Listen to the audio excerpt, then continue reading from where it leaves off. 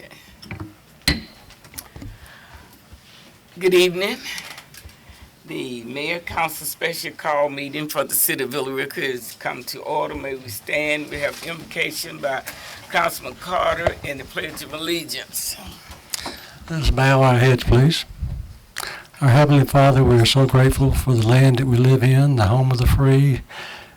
We're grateful that we have all these freedoms to arrange our lives and go about our own business.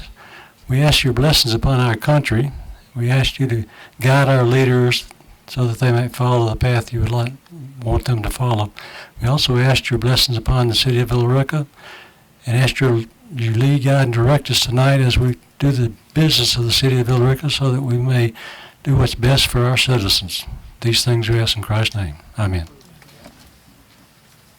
I pledge allegiance to the flag of the United States of America and to the republic for which it stands, one nation, under God, indivisible, with liberty and justice for all.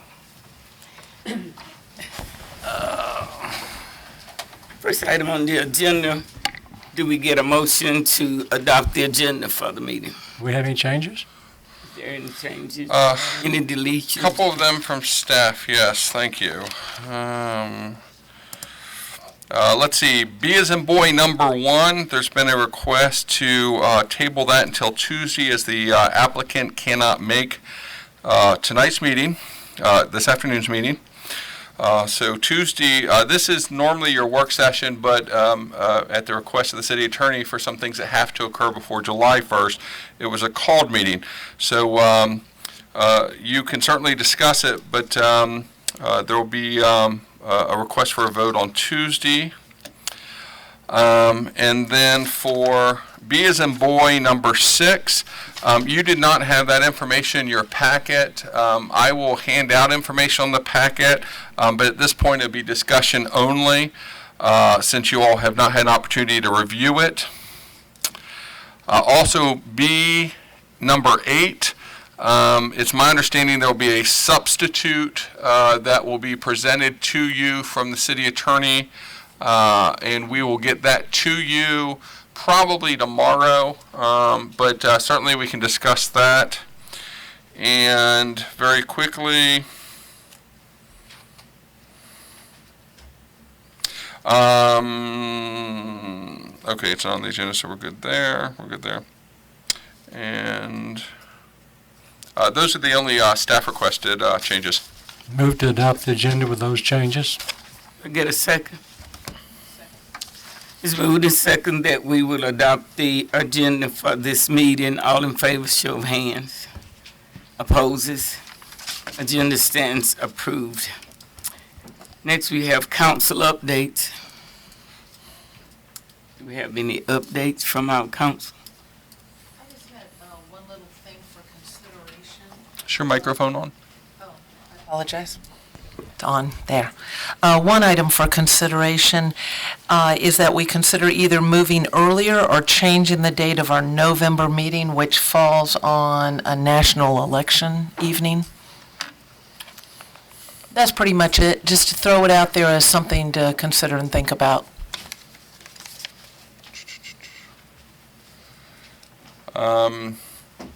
For the benefit of the council, I'm just quickly looking ahead at our proposed budget calendar for 2017.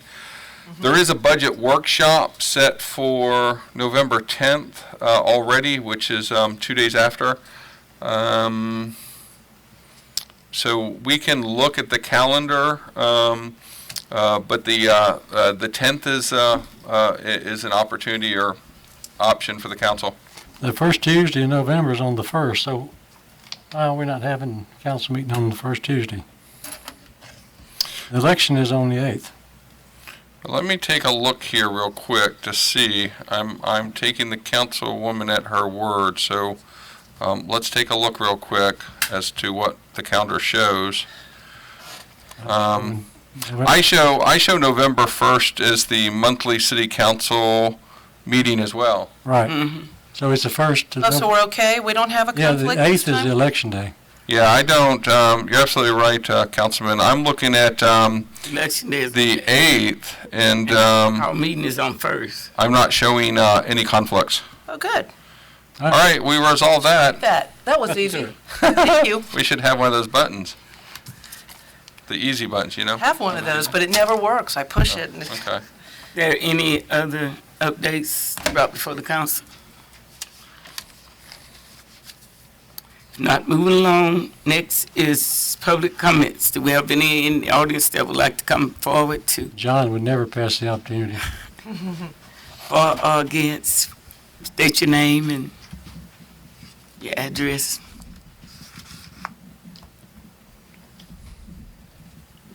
John Hattaback, 3106 Golfers Way, Mirror Lake.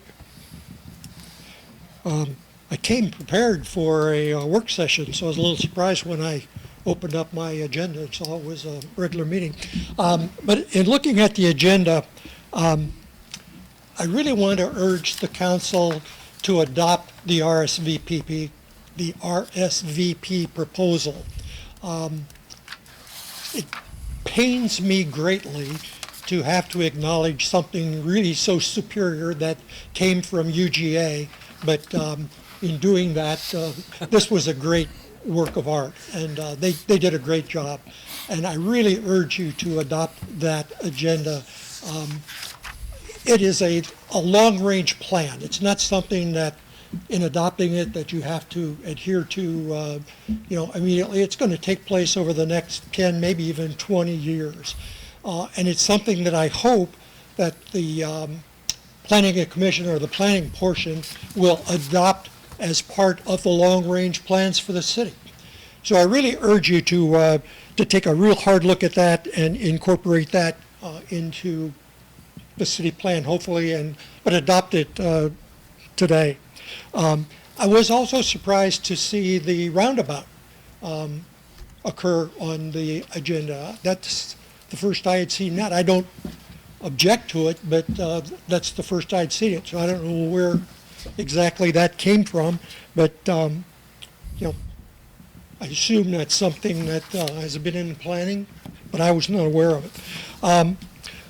But the significant thing is you're about to make some changes to the city charter.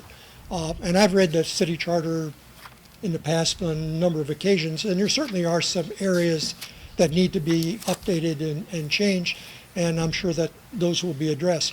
But one thing that may not be, that I would really urge you to consider, and that's to add to the city charter term limits for all elected positions for the city. It's not there now. Probably not too many charters have it, but I would really urge you to consider that. Limit the elected positions to certainly no more than 2 terms. So thank you for your attention, and move on.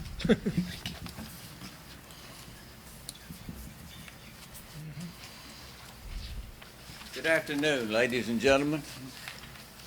I walk a lot out at Gold Dust Park.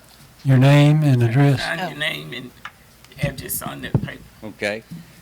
And I had a big dog out there the other day. It wasn't that big, but it was about like this. German Shepherd. And it got about that close to my leg with the mouth wide open. We need to do something to make sure that we don't have this problem again. I talked to the lady inside the office. She said it's about the 5th time that she had had people coming in there complaining about a dog. And that dog scared me. And I've fooled with dogs all my life. But when something's got its mouth wide open and coming at you and getting about a foot of you, it's not a good feeling. For the record, what was your name? Curtis Garner. Okay. And Mr. Garner, just so I'll know, was it loose on a leash with anybody or just showed up? It was on a leash, but it was a elderly lady that had it, and she let it get, like I said, and about a foot of me before she got it stopped.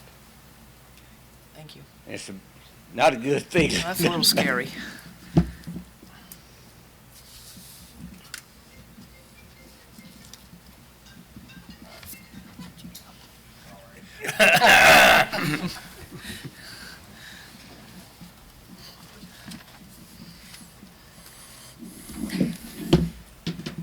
Thank you, ladies and gentlemen. Thank you for those comments. We'll look into that. Is there anyone else in the audience that would like to come before the council at this moment? Not, that closes our portion of public comments. Under A, we have finance with Ms. Sarah Hefty. A1 is budget calendar for FY 2017. Good afternoon. Yes, this is our proposed budget calendar for the 2017 budget. I'll just go over it in brief. In July, we would start preparing the worksheets for the departments. And on August 1st, those would be distributed to the departments, along with the capital request forms, personnel request forms. They would get the whole month of August pretty much to work on those, and they would be due August 30th. From there, finance would begin prep work, balancing work, and begin meeting with the city manager to discuss objectives and the submissions that we receive from the departments. In about mid-September, we would meet with the departments to discuss their submissions. And then starting in October, we would start advertising for public hearings. And looks like the first version would be to the council by October 14th. And we would have 2 special called council meetings to go over that. And any changes would be made.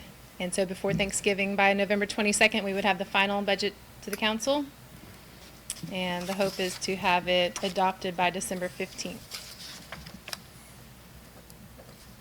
Any questions about that?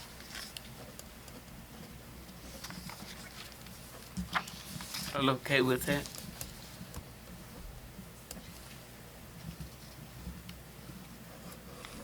Do we need a public hearing on that?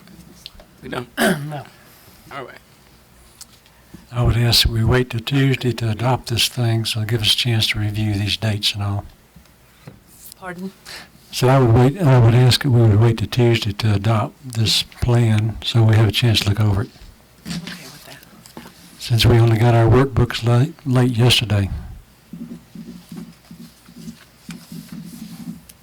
All right, item 2 is the budget amendment, Indiana bat mitigation. Yes, this was an item discussed at the March 31st work session. It's the Indiana bat mitigation as part of the North Loop project. We need a budget $100,000, and so this adjustment takes it out of our reserves, $100,000. From a staff perspective, this is a housekeeping. The council has already authorized the mitigation, and the dollar amount was discussed. At the time of the meeting, it was roughly about $98,000. We're budgeting $100,000 just to make it a nice round number. But in order to be able to move forward with the bat mitigation, we actually have to have the funds available. So as the CFO has suggested, it's just simply a budget amendment to move $100,000 from reserves and then put it in a line item for the mitigation in order for that project to move forward. Since this is one of the options we chose, we've discussed this already, I would make a motion that we approve this budget amendment. You'll get a second. I'll force myself to vote for it because we have to. Yep. It's like having a gun to your head, but from the We federal. chose the best option of 3, I think it was. All right, we got a motion and a second to pass this. All in favor, show of hands. Opposes? Motion stands 4-0. Item number 3 is the monthly financial report, May 2016.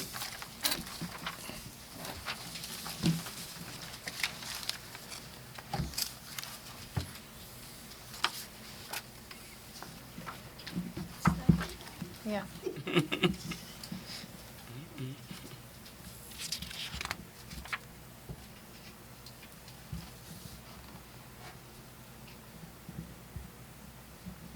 It is uploaded if you want to just open it that way.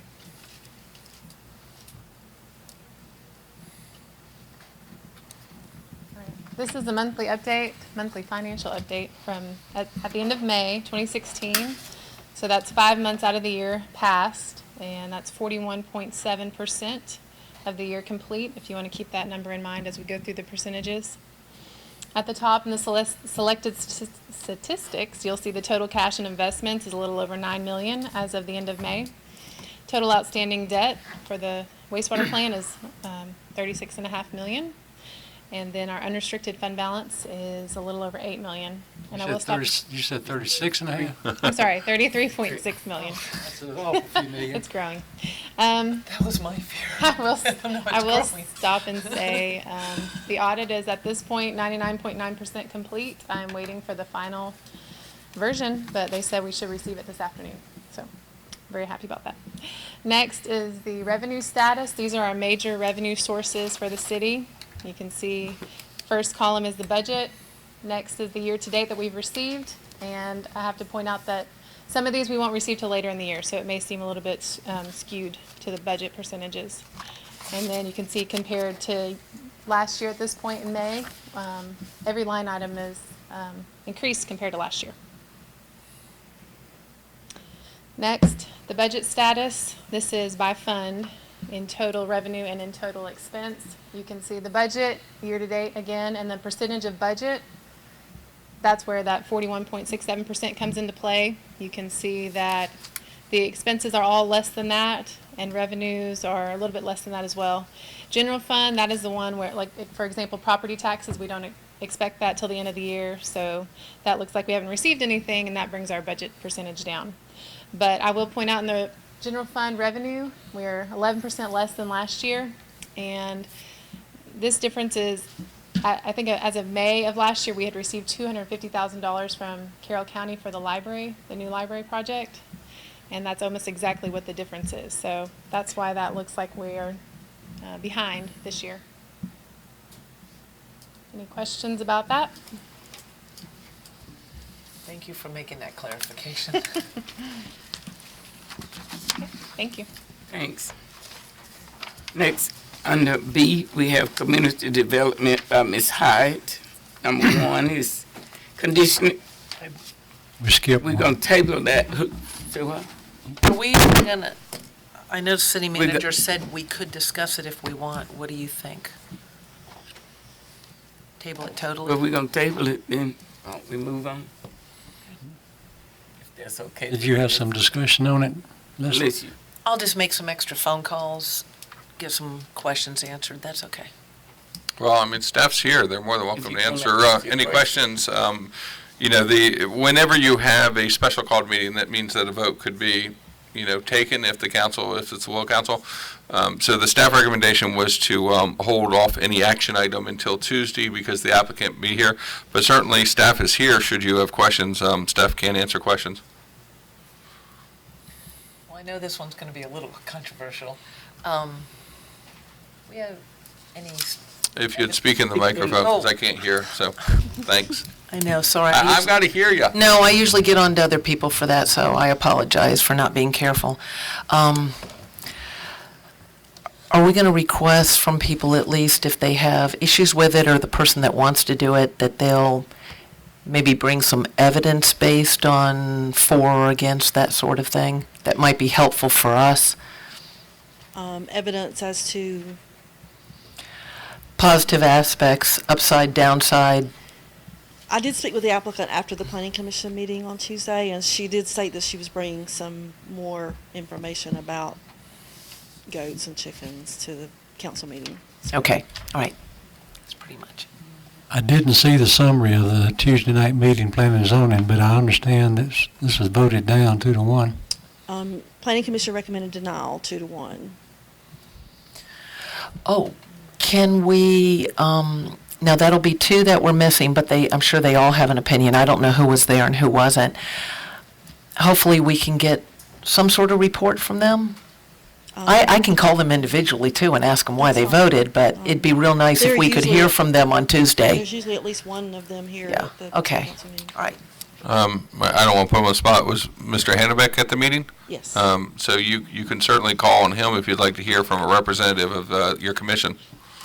You know what, being that a lot of people aren't here, maybe we should just wait till Tuesday unless you feel the need to share it now when more people are here. That way you won't have to say it twice. I can call you, but I know that the people that are here and the applicants and anybody who doesn't want it need to hear what you have to say too. We should Oh. really have the applicant here, so Yeah, I just assume wait on that. I'll you. move to table it to the Tuesday meeting. It's already been tabled. Yeah, That's right, it was changed. Beginning of it. The agenda was changed. Okay.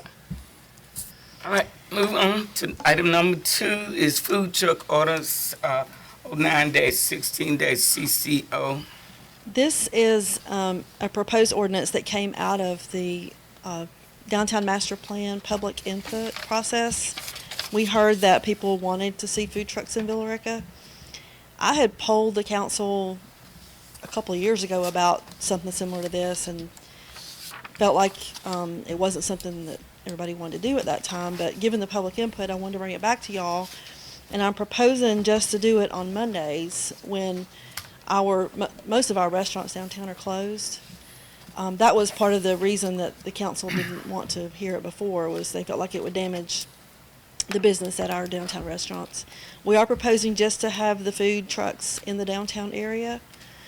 They would be allowed to be on public property, that is a parking space or, say, the mill parking lot or any public parking. They would be allowed to be on private property with the private property owner's permission. Has our city attorney reviewed this? I have read over it quickly. I didn't see any, excuse me, I didn't see any legal problems with it. So I think it's primarily just a matter of whether or not it's something you want to do.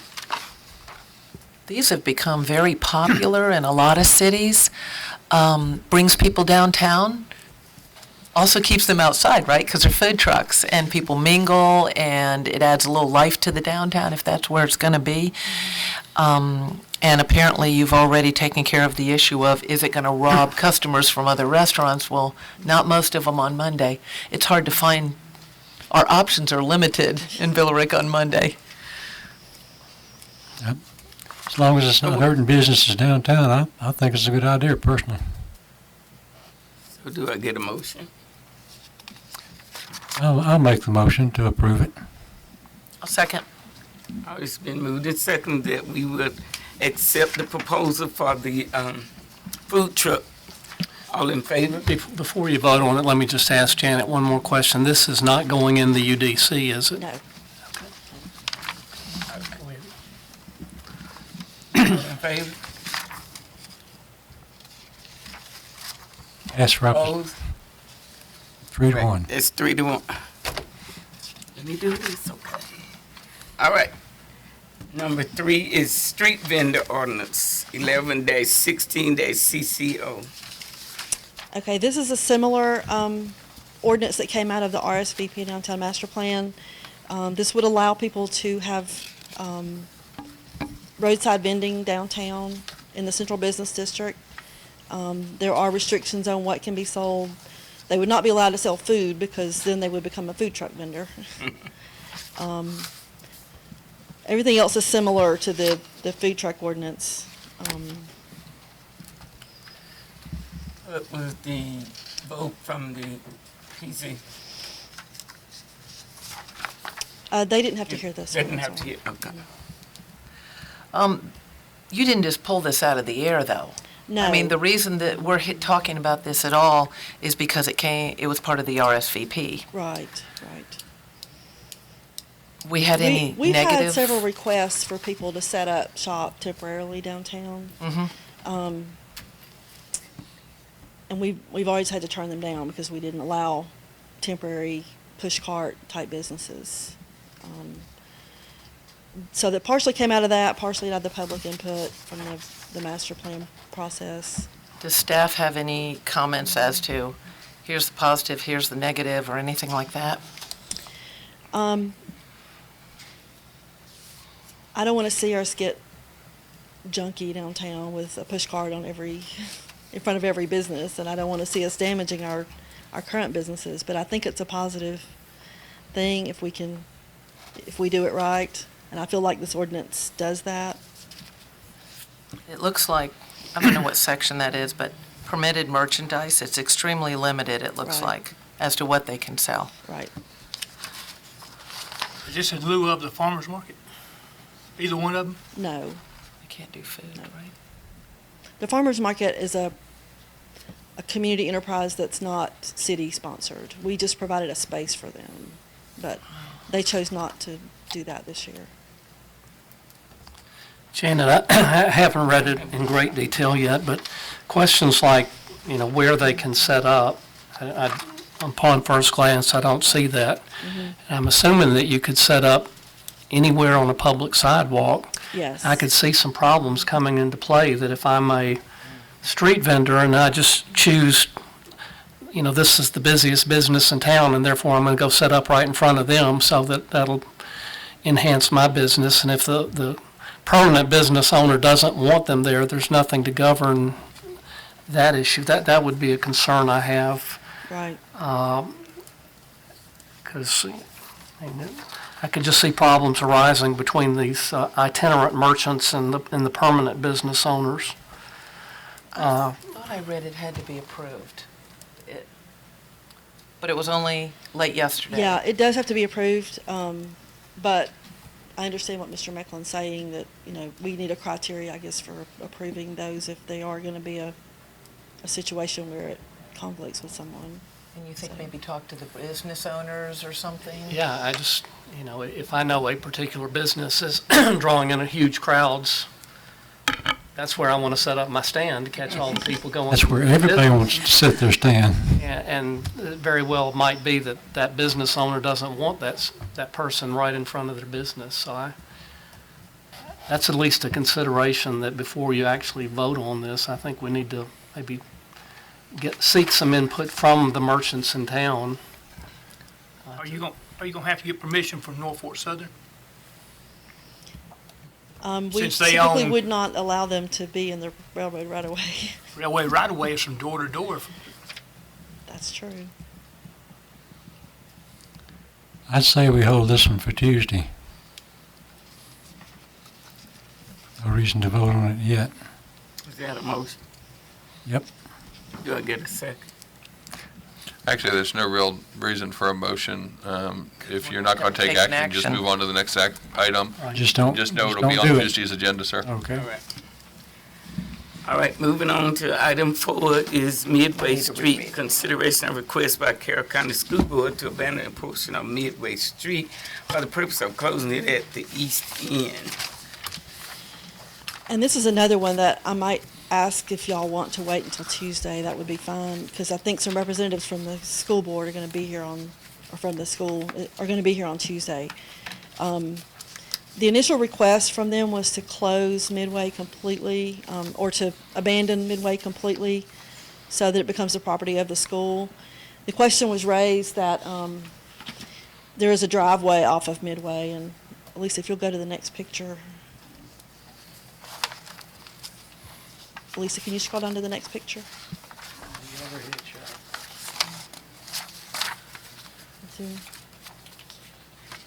Yeah, right there. You'll see at the top left corner of that triangle, there's a driveway that comes out onto Midway. The proposal now is just for us to abandon Midway from that driveway to the end where it intersects Clearview. That would become school property. They are proposing, they have bought that triangle of property, and they're proposing to put a parking lot there.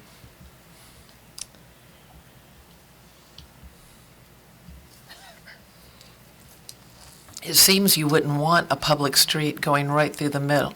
Let's see if they bought, so that'll be extension of school property. Right.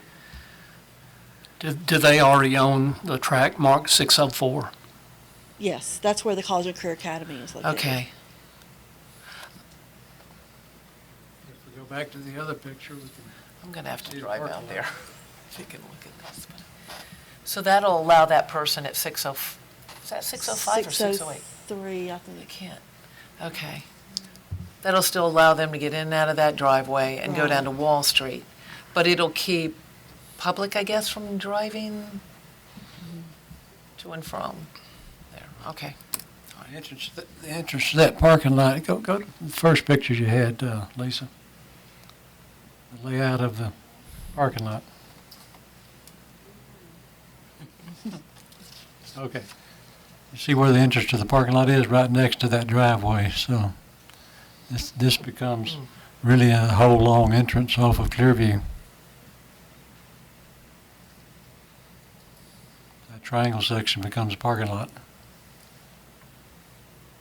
The neighbors over there know what's going on? We are in the process of notifying them, and that's another reason I wanted to wait until Tuesday to vote on this, to give them a time to Yeah. voice their opinion.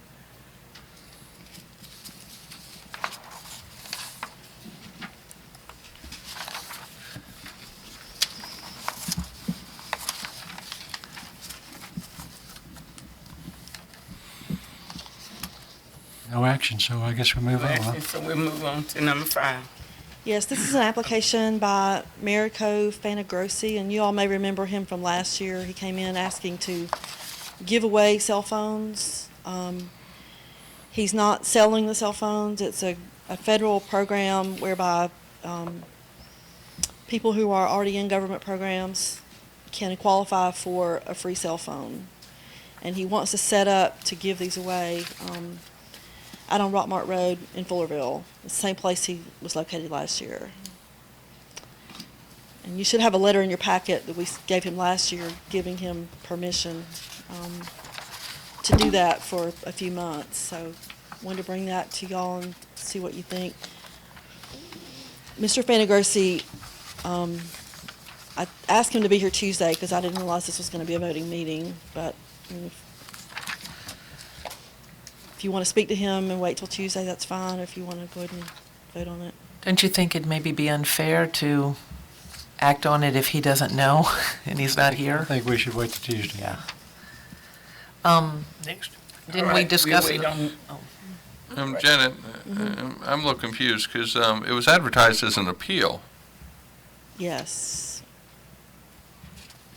Why would it be an appeal? I mean, you know, this is a new application, or is this, he wants to do the same thing that he wants to do requested the last year? same thing he did last year. And I know the council gave very clear direction last year as well. But they gave the direction only until August 13th.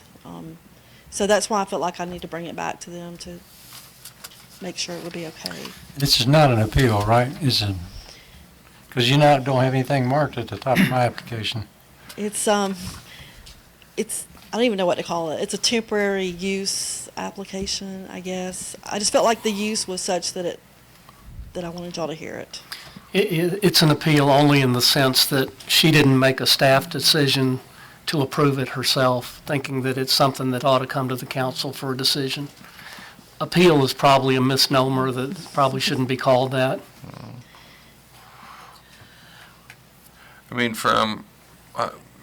so we look at, you know, the council, of course, did not take action, but it looked at this street vendor ordinance. That street vendor ordinance would permit this fella, but only in your central business district if that ordinance were to pass. So this basically allows your same street vendor to operate just outside under the same constraints. So I guess for the council, that could be very confusing. Does it make a difference by the fact that he's giving them away compared to selling? Now, there's somebody making money. They're making government money. He's making 'cause money. Yeah, They he's get paid. He's getting paid. It's just, yeah, they're not getting paid by the person who's getting the fund. They're getting paid through the federal program, right? Yeah. And part of it, and it is confusing because Larry was here last year when this was approved, and I think he approved it administratively. I think he maybe polled the council, but We discussed it wasn't it. an official vote. So I see. it's confusing. I seem to remember we discussed it, something about how long it was going to go on, where did he want to be? Was it by the WIC I seem to recall, last time? That was one of the options. if this was the gentleman that I'm thinking of, he did come to the council, he told us his military past, told us how the program worked, everything like this, and then this council, I thought, took action and gave very clear direction.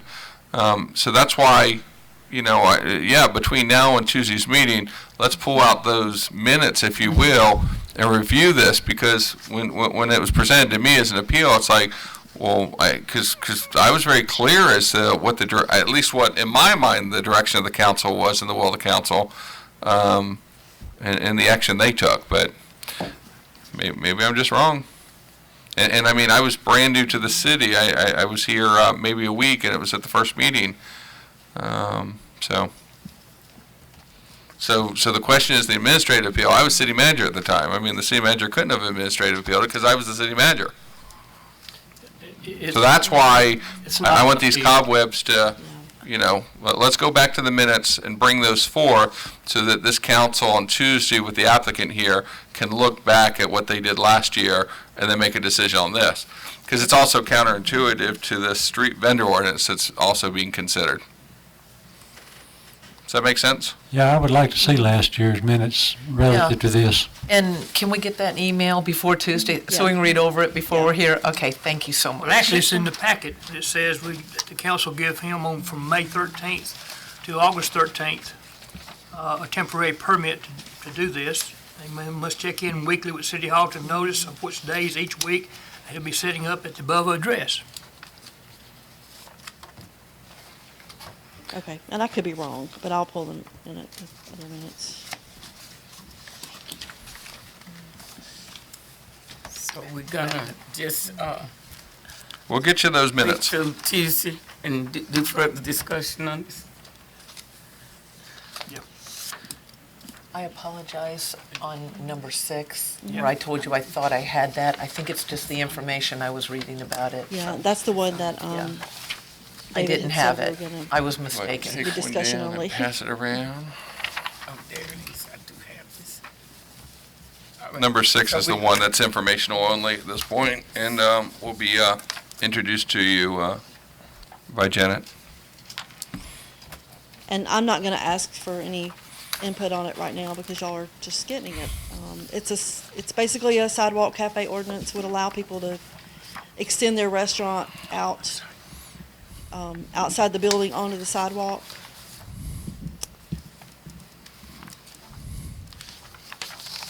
And they would be allowed to serve alcohol if they already have an alcohol license.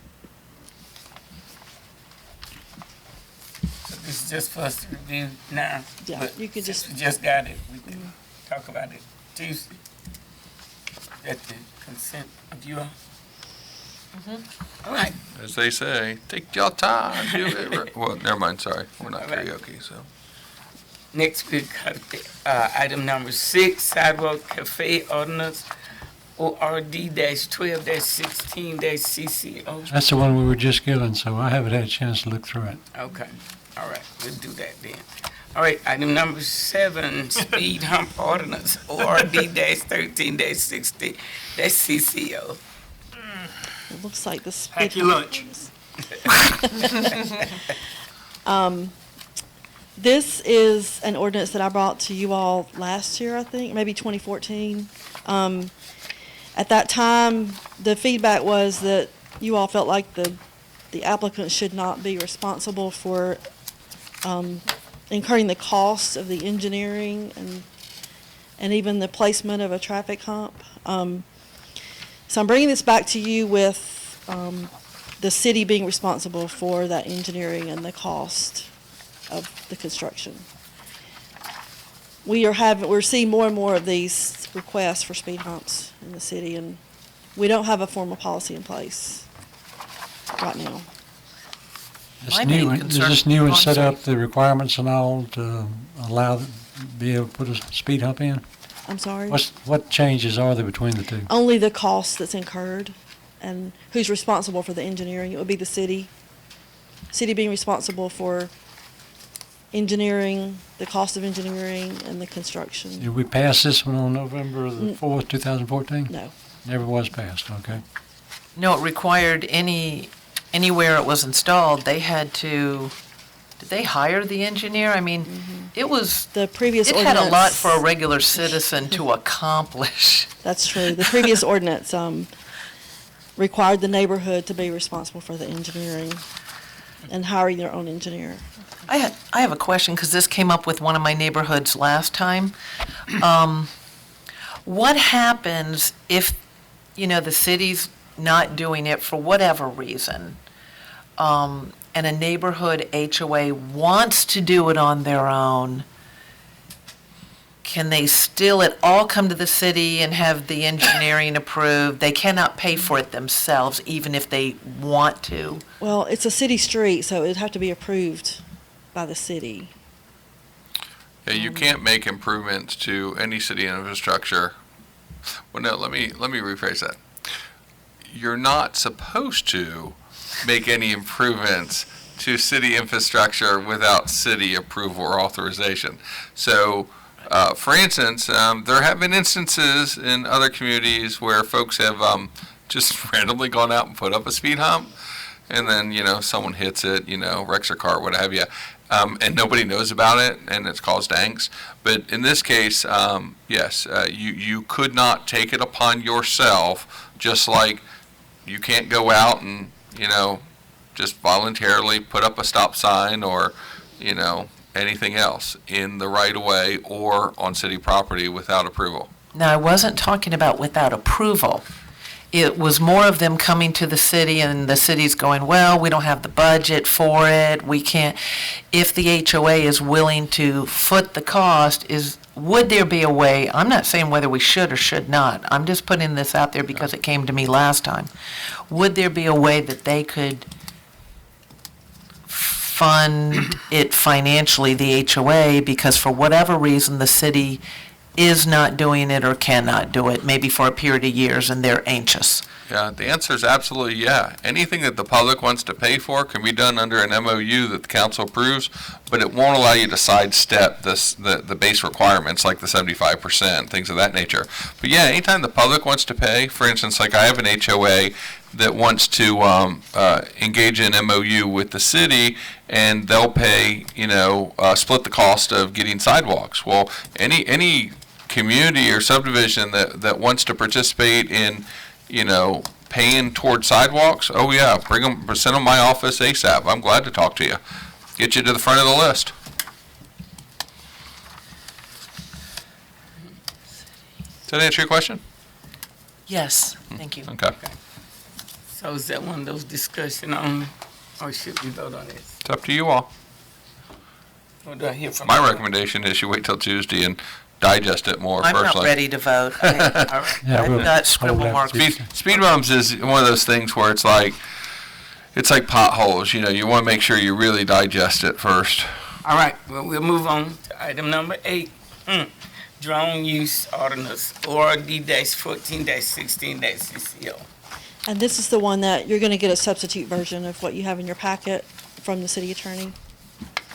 Yes, unless the city attorney likes the one that's in there. He's been comparing the two. But so that the council knows the background on this is something I asked for.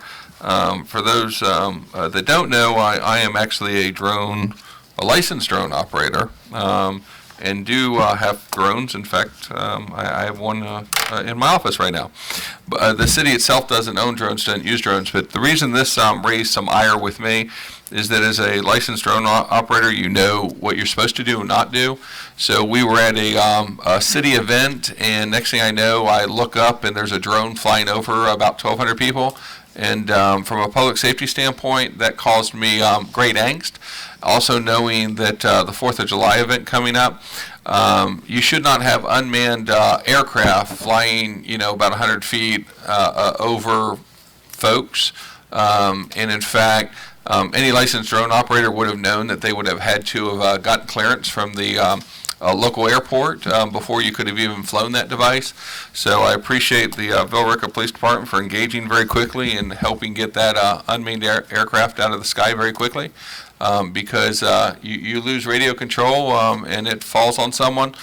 It becomes very litigious. So that's the background, and of course the state's been wrestling with you're going to find out where I actually live. I just realized how I said that. It's like going down to the creek. But basically, the state's also been jockeying back and forth as to how to deal with this, and the FAA has actually recently put out some guidance on the commercial side, and then there's best practices for the amateur side. So that's the background. So, did you go to other cities to get? There's certain state laws, right? Yeah, there's a lot of federal laws right now. And the federal law mainly controls it. We'll be on the cutting edge of this. I don't know of any other city in Georgia, except maybe one, that has a drone ordinance right now. And there's very few in the nation, but we will be on the cutting edge of drone regulation. Now, the state had some legislation, but I don't know what happened to it.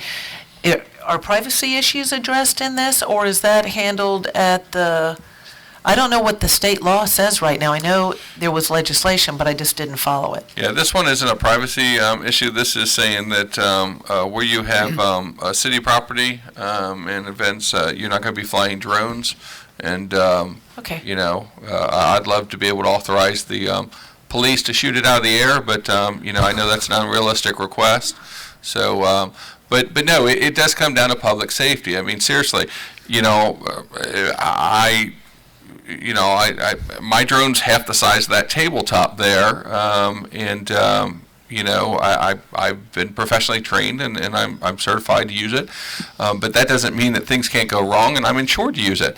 But since you can go down to your local Wally World and buy a drone, and next thing you know, you're flying it up, you know, and quite frankly, I have folks say, oh gosh, yeah, you know, I think I'd love to get one of those. It's half a pound, some go higher, and my payload, you know, yeah, if that sucker falls on you, I'd hate to think what's going to happen.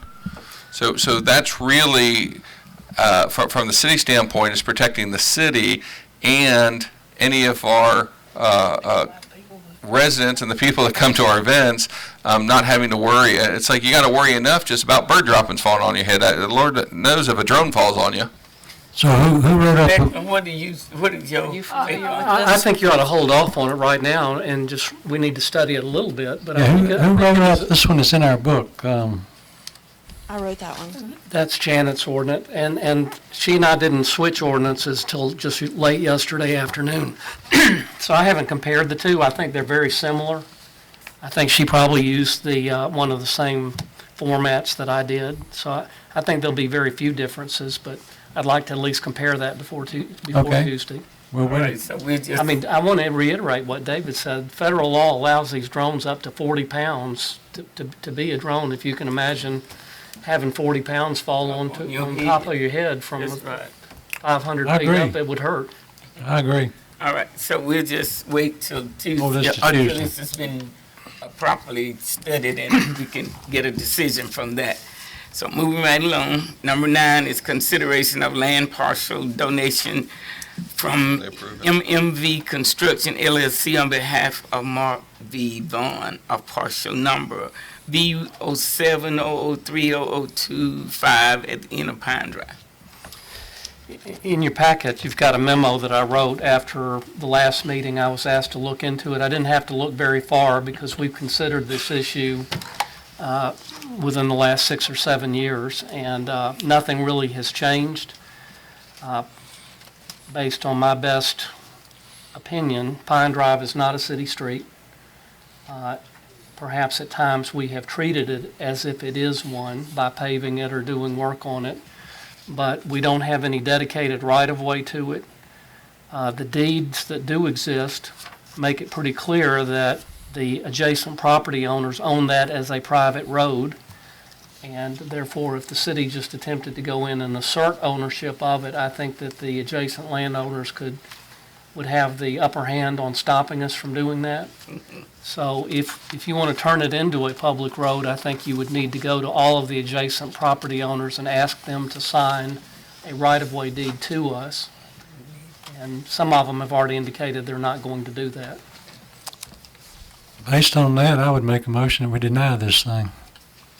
Really, what you're doing is just not accepting the tendered gift. Right. Because there was a condition attached to it that they would only make the gift if we would open that up as a public road, and I just don't think you have the power to Make a open motion, we it turn up. it down. How's that? Yep, that's fine.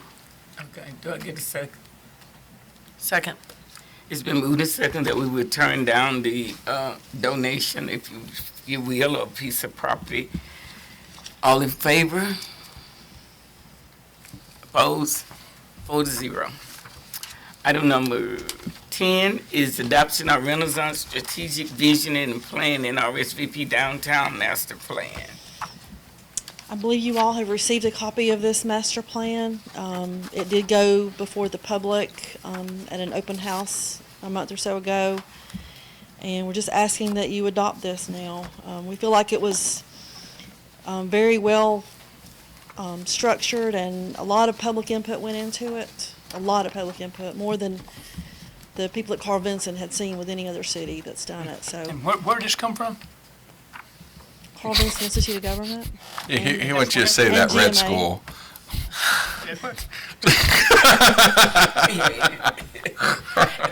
And I knew what he wanted to say. Bill Rickens, who go to lots of All different right, schools. I think we've had time to look this over, and most of us went to the presentation that was presented. So what do I hear from our council as the adopting of this master? I make a motion that we adopt the Villa Rica Renaissance Strategic Vision and Plan. I'll second it. There was a move and a second to accept this. All in favor? All opposed? On the basis of, you don't need to say that, but There was a vote oh, we're gonna log it. of 3-1 in favor of the master plan.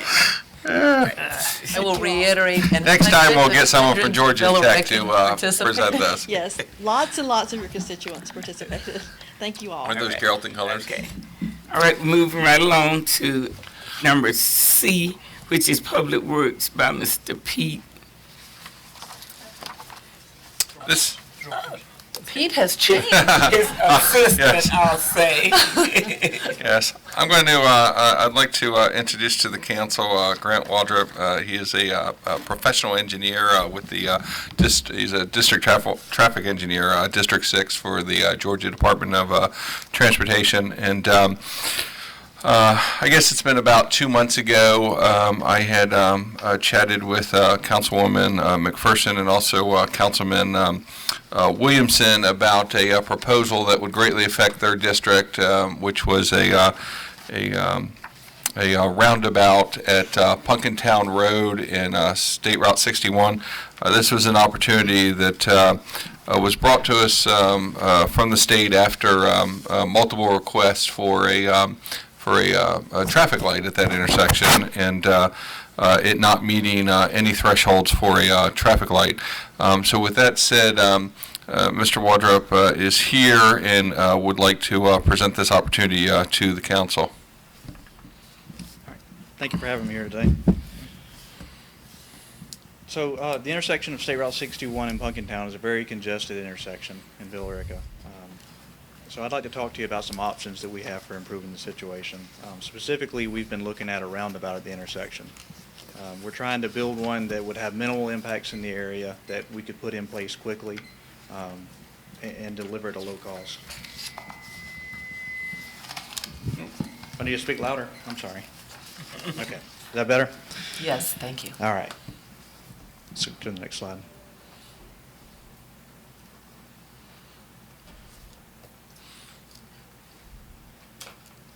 The agenda slide, please. Did you add the PowerPoint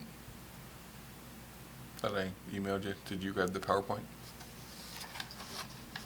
Oh, okay. Just a second, Grant. Yes. So just what I want to cover, and this is for informational purposes, I want to talk to you a little bit about what a roundabout is, why a roundabout, talk to you specifically about the intersection and some of the drawings that we've worked up for Punkintown Road, show you some similar intersections in this area, and then take any questions. All right?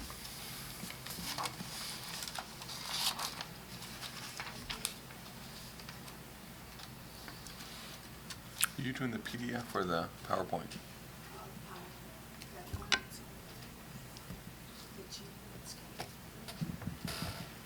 Oh, no. Did you have the actual PDF? The PowerPoint?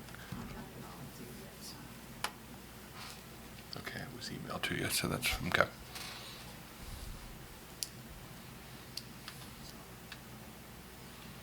You can go to the number 4.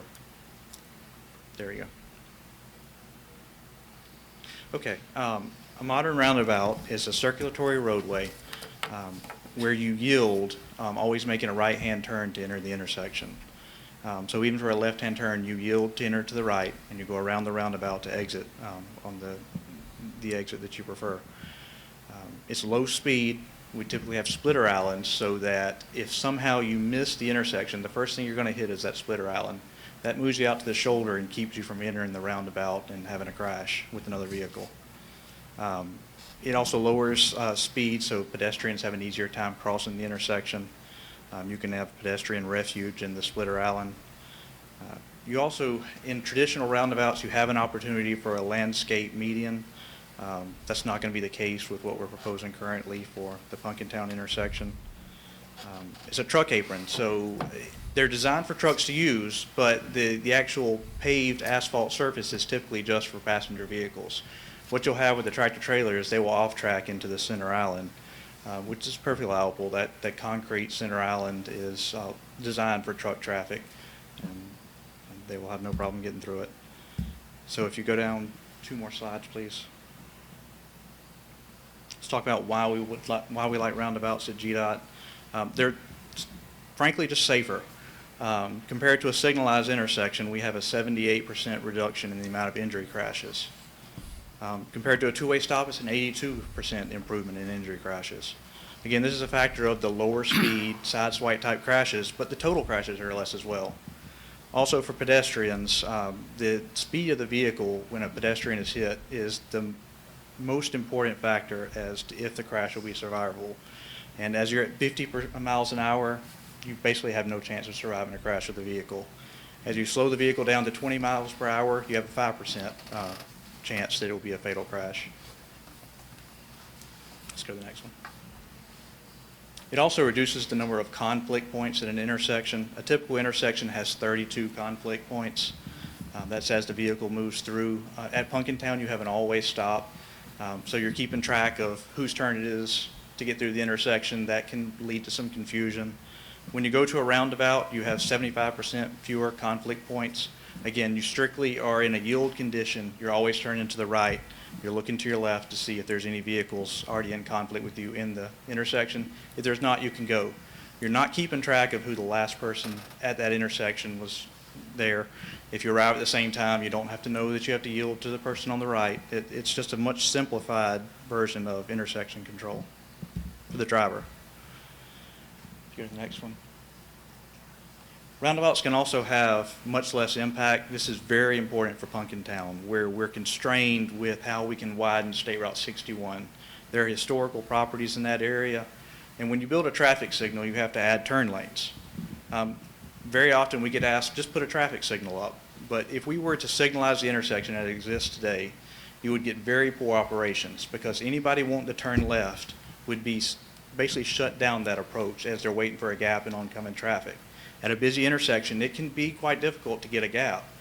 And basically for southbound 61 or for Punkintown, you're going to have a time where nobody can get through the intersection until they get that gap. With a roundabout, you widen the actual intersection, and that actually has less impacts than trying to lengthen the roadway and put in left turn lanes. This next slide is not going to display it the way I want it to. It shows several different types of roundabouts. We go all the way from the smallest roundabout, that's what we call a mini roundabout. They can have diameters of up to 90 feet. You can go to the standard modern roundabouts that have landscape center islands, and even to the much larger multi-lane roundabouts. All right, so in Georgia, we've got several roundabouts. Many of these are on state routes. In Carroll County, we have 3. We have one in Roopville, we have one in Whitesburg, and we have one in Carrollton. The 2 in Whitesburg and in Carrollton are on State Route 16. We recently did a project in Whitesburg to improve that roundabout because it was installed back in 2000. I've got some slides that will show you some pictures of what we did in Whitesburg. Let's go to the next one. This is our drawing for State Route 61 at Punkintown. We tried to stay within the existing right-of-way and see what is the largest roundabout we could build at this intersection, because we know that The current intersection is suffering from a delay concern. The always stop is backing up, and sometimes it can back up to a mile. And a roundabout has much more capacity than an always stop intersection. So this roundabout would significantly help with the delay. It's also much safer than a traffic signal, which would be the other type of intersection control to consider. Some things to show you, if you go back and stay with this slide. On the north side, there's a hatched out area where we are showing that there is some work that will have to be done off the right of way. This is not permanent work. It's tying in slopes. It's removing some trees that would be in conflict just north of the intersection. There's also a very small miter in the, I guess, as far as this drawing, you call that the southeast side of the intersection. That's right where the city of Villa Rica just installed the right turn lane for this intersection, which has helped tremendously. Go to the next slide. This is an aerial photo showing the same type of work. I know it's hard to see on the screen. We are showing some utilities. We're showing some pipe in this area. Those are still things we need to work out. So we're not coming to you with a final plan, but this is the first time where we think we have something that we feel confident can work. And I feel good about this project as something that could be delivered if we choose to pursue it. All right, so let's talk about a quick response project, which is one of our options we have for delivering a small roundabout such as this one. We're typically limited to $200,000 or less. That's using state funding. Our legal office requires that we go out to get 3 bids from contractors to build these. But the reason you go quick response is because the project can be constructed in a much abbreviated time frame. We identify a project. We typically have a field meeting. We go out and coordinate with utilities. We can do that in as short as 1 month. Then we advertise it to those 3 contractors for bids. We take questions from them, and we sign contracts. That typically takes another 2 to 3 months. Construction on these projects is very short. The one that we did down in Whitesburg took 1 week. We just did another quick response on State Route 1 just south of Bremen. That one took a little bit longer, but it was a little more extensive. But again, around a month. So you're talking 6 months from beginning to the end of a project. The proposed project here at Punkintown is more complicated than the typical quick response project, so you might stretch that out a little bit. But this is not a project that we're talking about that we're going to let to construction in 5 years. This is something we could realistically have in place early next year.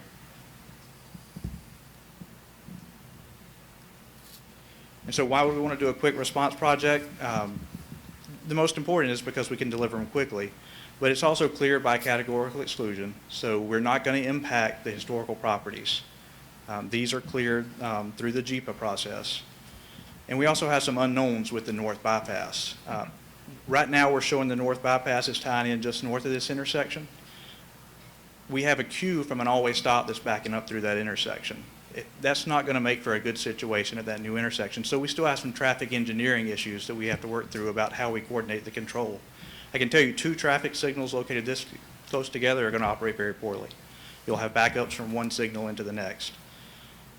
But with a quick response project, if we're spending $200,000 or less, it's not too much to even put in a temporary fix. If we put it in today and we get 2 to 3 years of life out of it before we come with a longer term solution as part of the North project or part of another project that complements the North Loop project, that's not too much to spend for the benefit we're going to get. And this next slide is talking about the benefit we have. Currently, we're showing the level of service on eastbound 61, which is technically northbound, but eastbound at this intersection. Level of service D. Our southbound 61 is level of service C. Punkintown is a level of service B. It has been much worse than that, but a great project by the city of Villa Rica to put in a right turn lane there has alleviated a lot of those backups. And I'm sure you've seen it if you've been using Punkintown recently. With a proposed roundabout, we're going to 2 level of service A's and a level of service B. That's a 68% reduction in delay for northbound 61, 63% reduction in delay for southbound 61. We are showing a 9% reduction in Punkintown. It doesn't change the level of service. It still gets a benefit, but again, that right turn lane has really helped the intersection. And that's why you're not seeing bigger improvements on that approach.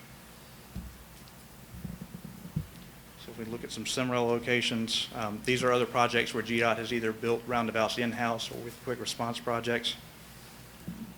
Over in Jefferson, Georgia, we had State Route 11 at State Route 124. It was an existing all-way stop with backups fairly similar to what we see at Punkintown. The difference is it was a four approach intersection versus a 3 approach. GDOT actually installed this one. We used some rubberized curving in the median and put asphalt in the middle. If you go through, it's great. So you see the red center island, that's actually painted asphalt. If you can go back up one side, please. So we opened that to traffic in 2013. It's been great for reducing delays there. We have done some extra work. We've actually added some signs to the center island on this one because the trucks were not off tracking. So we decided to take a safety benefit and put the signs in the middle so people could see it on the approach. But it's been a great improvement for that intersection. Can you say again regarding the trucks? Sure. The off-tracking is when they have to pass over that. So a Middle tractor part, trailer, right? the cab typically travels around the asphalt surface, which is where the passenger cars are at. But the trailer is going to off-track into the middle. And so the trailer is going to drive over the red portion. This particular roundabout is fully mountable. So if a truck can turn left at a typical intersection, this is a bigger intersection. It's going to be only easier for them. Thank you. All right, if you go to the next one. This one's State Route 16, State Route 54. This one actually was installed this Monday. So it's just opened to traffic. It was an all-way stop with a lot more traffic than what we have at Punkintown, a lot more traffic than what we have at Whitesburg. And it was programmed to be a multi-lane roundabout as the permanent solution. Under a resurfacing project this week, GDOT's installed a roundabout. So far, we've gotten very good feedback. The delays are certainly much less than what we were seeing before. But again, it's not a permanent fix. This is something we could build and get in place. If you could show the next slide, it shows their design. I didn't have time to get any after pictures. But they basically widened just a little bit of pavement. They put the center island in, and they started sending traffic around the circle.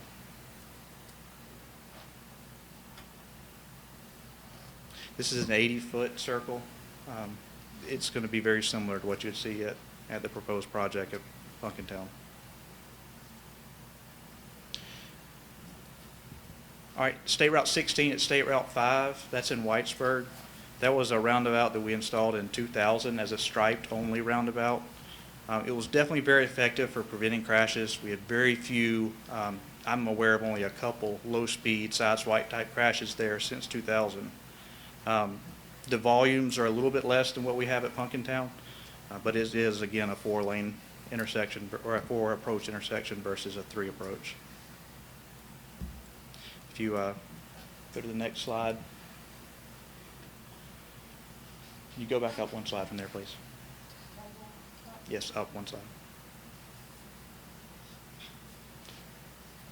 So if you, again, this is showing the striped roundabout. Let's go down.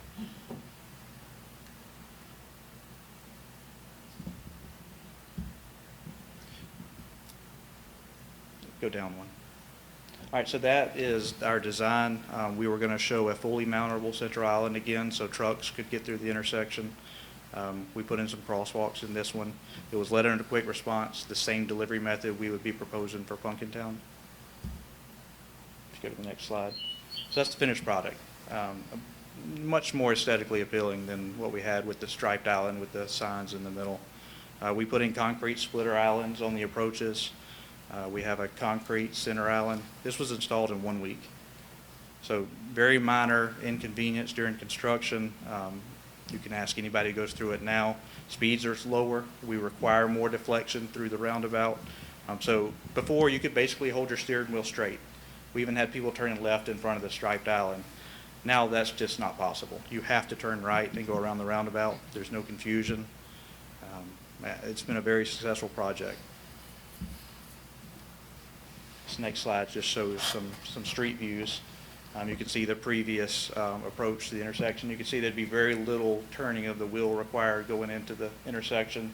With the after condition, you actually have to get around that concrete island. I've seen oversized loads go through this with no problem. And in fact, a lot of the tractor trailers are barely tracking onto the center island today. We can go to the next. That's just another street view showing the change from the striped roundabout to the concrete roundabout.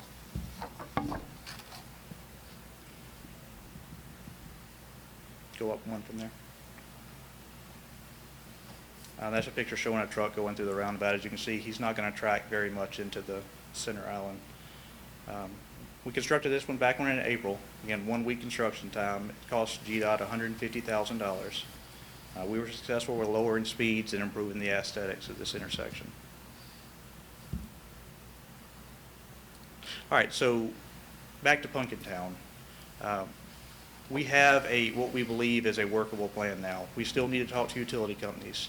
I fully expect that we will have some conflicts. I'm hoping they can all remain in place and leave them under the roundabout. We do need some help with lighting at the intersection. There's currently one street light there. We like to have roundabouts lit, so we would be requesting the city of Villa Rica to install an additional street light at this intersection. We would like to get an indication of local support for the roundabout. That's primarily in the way of providing the lighting and the ongoing utility costs for that lighting, as well as the procurement of these temporary easements for the construction of the slopes. That's not something we can do within a quick response project. We typically cannot move utilities. It's just $200,000 or less projects that are roadway impacts only. So we try to keep it within existing right-of-way with minor utility impacts, projects that can be constructed quickly and really have a big bang for your buck.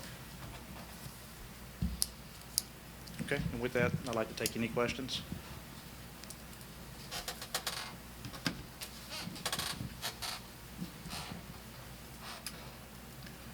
I know a lot of people that sit at that intersection that would be real glad. Yeah, I like the To see it idea, change. and it looks like it was a workable idea. What do you think it's gonna cost the city to have this put in? I can't speak to the cost of the easements. Those temporary easements can generally be acquired very cheaply, but I don't know the price of property in that area or the willingness of the property owners to work with. I should be addressing this to our city manager. I know that one of the properties, I've already spoken to the executor of that property, and which happens to be former Mayor Jay Collins, and he has already said draw up the paperwork and he'll put it before the family. There's two other minor easements. I know that Councilman Verlin Best knows one of those property owners and would use him as an envoy. And then I have reached out to the third, and indications at this point is that this will be actually a benefit to their property, but he's at the smallest slice, if you will. On the one property owner, obviously the construction easement, there's some fencing involved, but all of that would be restored back. And then the one that Councilman Best knows, we'd have to re-put down the driveway. But at the end of the day, the bigger cost concern will be if we have a utility conflict, and those are a little more expensive. So we won't know true cost on behalf of the city until we get the easements are the easiest part, in my opinion. The utility coordination could potentially be a little more expensive, but at this point, and the lighting is rather inexpensive. As long as you have a pole there existing, it's about $17 a month to have a new light put up ongoing. So what are you asking from us today? Is just approval to move forward? Well, the state really wants to know if the board is comfortable with what they see and would like the state to continue to work with the management here at the city to try to make this happen. And if so, we'll go out and we'll do the utility easements. We'll do collectively the utility coordination. And if all goes well, then try to get this into a permitting stage and make it happen. I for one like it. Well, that area has been a nightmare for a long time for a lot of people. I mean, I avoid it. I just try to take some back street and not even go there certain times of the day. But there's times you're coming back from Dallas, you just don't have any choice. So you may be sitting way back while each car tries to figure out who got there first, and the people that go over to Reed Plantation that way. I've heard from tons of people, and I was pushing for a traffic light, right? Because how much did I know about how traffic flew and everything else? That's why we have engineers and professionals. But I would be elated, and so many people would, if we could do something effective there. And I really like that the state pays for most of it, right? Almost all of it. And that it can be done quickly. It doesn't inconvenience. I make a motion that we move forward on the project. Second.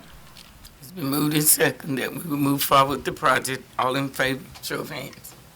Opposed, no. 4-0. Thank you. Thank you. Thank you so much. All right. Number D is Parks and Thanks, Recreation. Grant. It's Vicky Coleman, Memorandum of Understanding.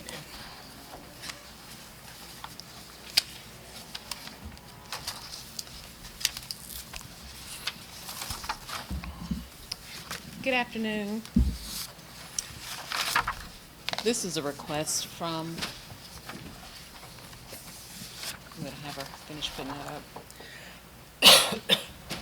This is essentially your annual request that comes in from both of the Lions Clubs as it relates to A Taste of Villa Rica. The date that they're proposing is October 8th, and they are essentially requesting that the city waive all associated fees with the mill rental, the sound and lighting, and all of the staffing that would be required to get the event set up, and basically made it ready for A Taste of Villa Rica to run and operate. What I've done here is just put together some of the numbers so that you understand. The Mill Amphitheater rental rate is typically $600. They're also asking for the use of the concession stand. Staff essentially sets up all the tents, tables, chairs. That's really the time that it requires on the staff setup, breakdown. There's even event staffing that goes. Typically, anytime you set anything up at the mill, there's always going to be issues that come, flipping switches, power shuts out, people put too much stuff in. And so also the other thing is the sound and lighting that is associated with that event as well. Typically, the cost is right at $1,825 for that event. So the grand total being $3,984.63. This was, just so that we're clear, the note, based on about 30 tents and tables that get set up related to that event.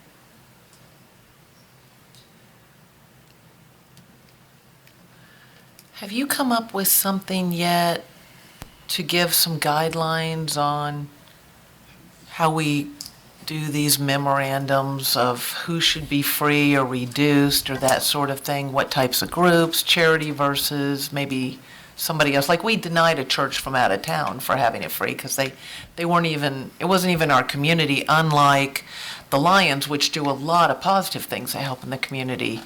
Weren't we going to come up with some guidelines on that? Yes, I have drafted. okay. It's not finalized Okay. yet for me to come and present. Typically, I do know that this is one of the community events that they come and they bring a lot of the citizens down to the downtown. So I would just bring this to you for consideration, since I know that this has been an annual event that the city had certainly partnered with over the years. Pleasure of the council. So where do we balance what it costs the taxpayers and the benefit from a charity group who also does good things for the city? Where's the balance? That's my question too. Who do we give it free to, and how do we decide who deserves free and who doesn't deserve free? Well, and the free meal is one thing. This is way beyond the free meal. Like, because we're supplying staff, supplying equipment, and I guess pops or something like that. Isn't that who we have our agreement with? Pop to do audio. Sound? Pop audio, correct. Has staff got any recommendations, opinions on this, since the other thing isn't ready yet? Well, I've got a question. Vicki, so this event usually occurs on Saturday, so are these overtime rates, and if they are, is that a factor? And then second, does this include the plus, which is actually true cost, which is the cost of employee, which is about 38% plus for their benefits? So is this really reflective of true cost? That's what I'm curious. To answer your question, this isn't reflective of true cost because we didn't do the bump up for what would be fringes. This is just the straight hourly rate. So, and as it relates specifically to overtime, it would be an issue of us either trying to adjust our schedule in the sense of we either give up some of whatever our Parks and Rec time, regular city operations to also trade off on foregoing on the overtime, or they would work their regular schedule, if you will, and then we incur overtime as a result of it. So here's from the staff side. I'm sorry, Danny, because I'm just seeing this for the first time, so I want to make sure I'm looking at it and not talking blindly. So from a staff perspective, one concern I have is this is a rain or shine event. So last year, for instance, when it rained, we suffered for the rest of the season, pretty much all the way. It was very expensive to staff, to the city, to the taxpayers throughout, because it was rain or shine. It was that event that day, and they went with the rain. So for instance, we took a hit. We had to do a lot of sodding, sand, and in fact, I even had reached out to Councilman Best saying, we've got serious concern here about preserving this grass, because to replace that grass, I think it was about $15,000. Correct me if I'm not. Right. All right. So that said, I do believe this event brings in a lot, and this is where I'll play devil's advocate. You have the Mill Amphitheater, $600. Well, the reality is, that's not a true real cost. The taxpayers paid for it, so I would say, well, council consider waiving that. When you look at the concession stand, it's not an issue of me. There is power attached to it whenever you use that. The tents, the city's already paid for them. They're there. The tables, the chairs. But the sound and lighting is a true real cost. We're paying out to have this event. And they make, I think last year, I don't know, I've heard $15,000 that they made. There's the staff time, which is real time. So from my perspective, maybe it makes sense to go to the DDA and say, okay, partner on this, you reimburse the city for actual costs, because in the end, you have the tourism dollars. If you're going to bring in X folks, then at least reimburse the taxpayers for what true cost is. That's a capital outlay. So that's my only input from the staff side, is that there is true cost. Let's be honest that there are true costs and nothing is free. But at the same point, yes, if you're telling me that, yes, we bring in a lot of folks, we market the city, and those folks are supporting, the city, and they keep coming back, they're spending money, then great.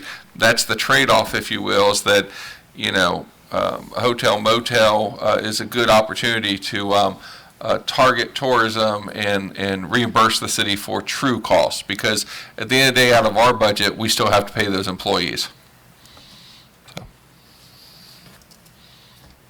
Well, that's what I'm looking for. Some sort of balance where they help a lot of things in the community, so I can see where we make it easy for them to do that. Plus, it does help, it has benefits for the city, but at the same time, I don't think we should get stuck with all the cost. And is this the only organization that does this during the year?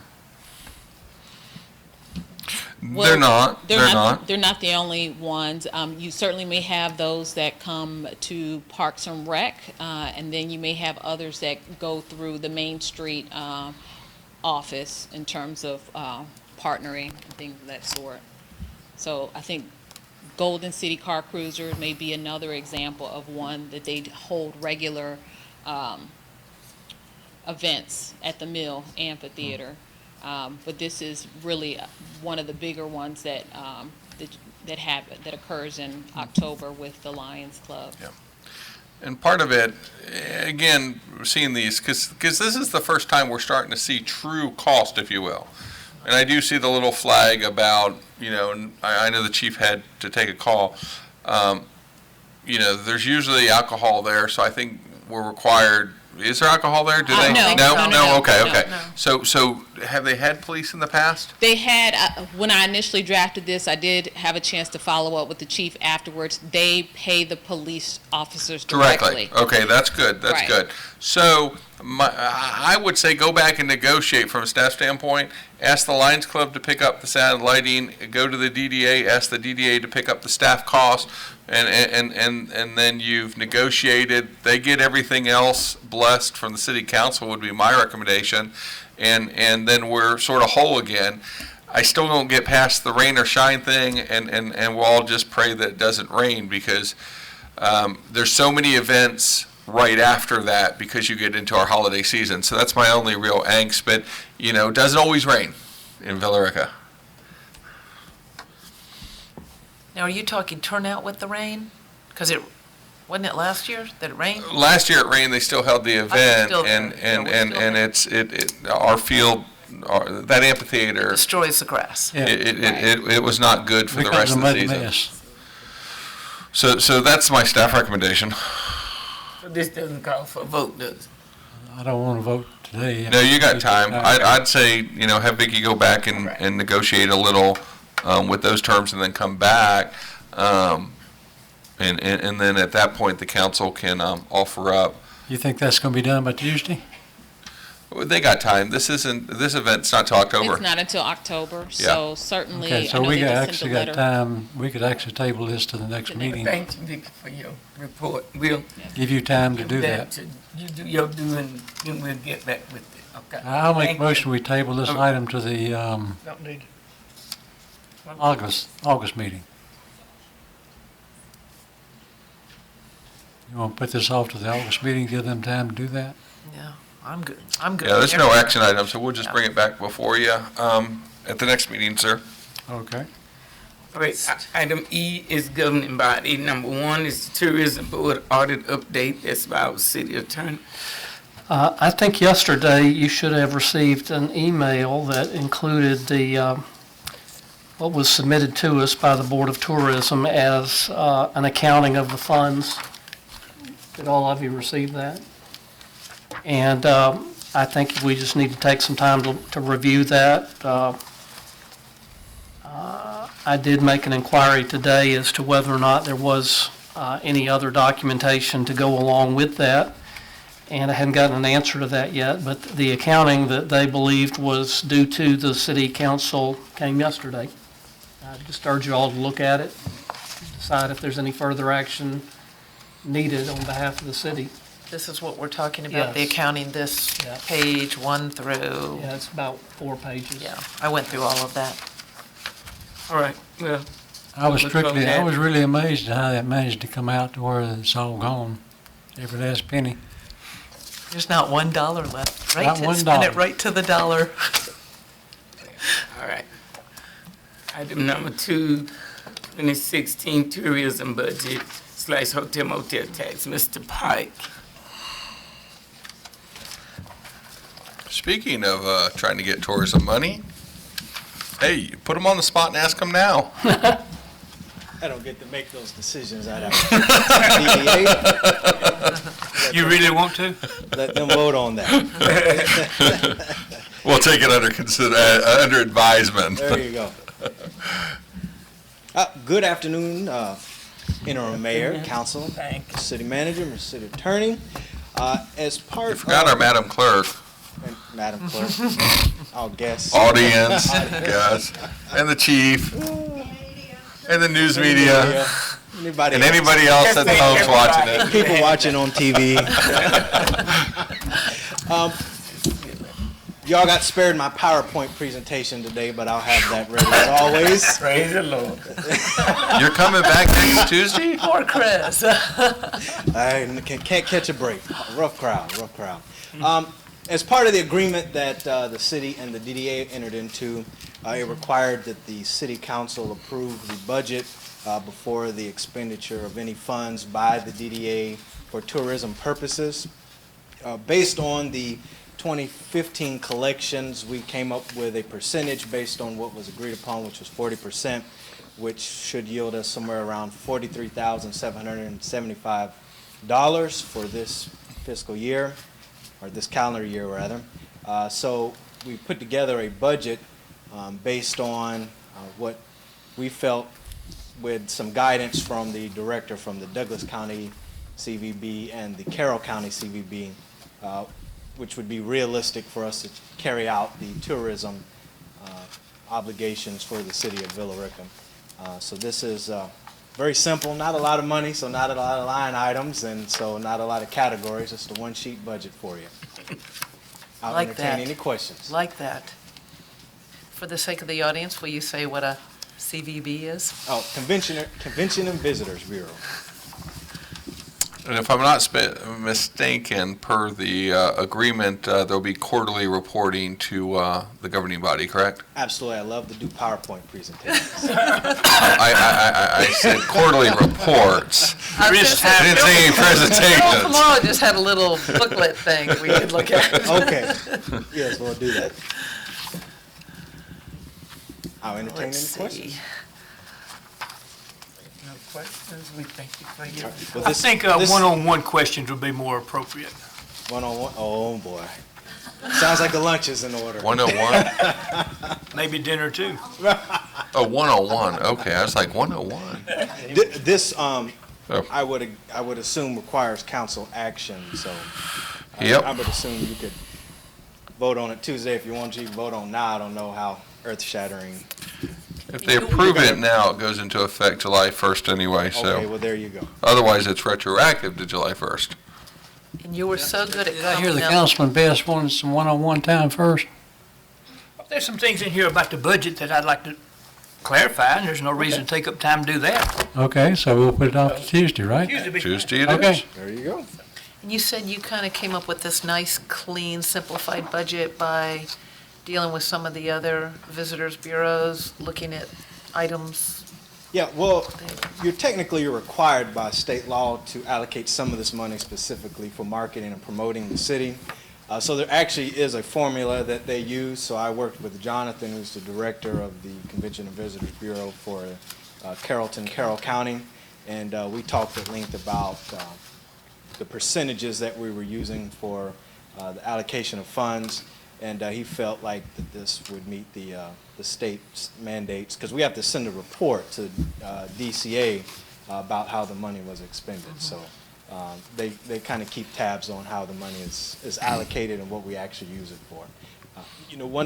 There's a misconception where you can use it to do all kinds of stuff. You can use, for example, like streetscapes, beautification, and all that, but it's a specific amount, a specific percentage. You can't spend all of the collection on those things. And to clarify for the record, the "we" he was referring to that has to send that report to the state, that would be the city of Villa Rica.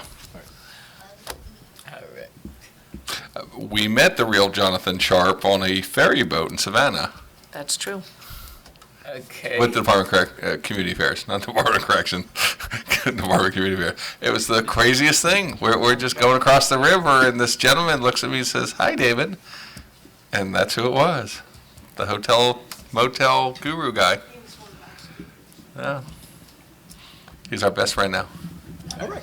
That's approved, then Mr. Pike, you can tell us about the DDA request. Yeah, don't go too far. You're asking for money now. I'm not going. Got a PowerPoint for that one? I was just zipping my thing up in case I need to run.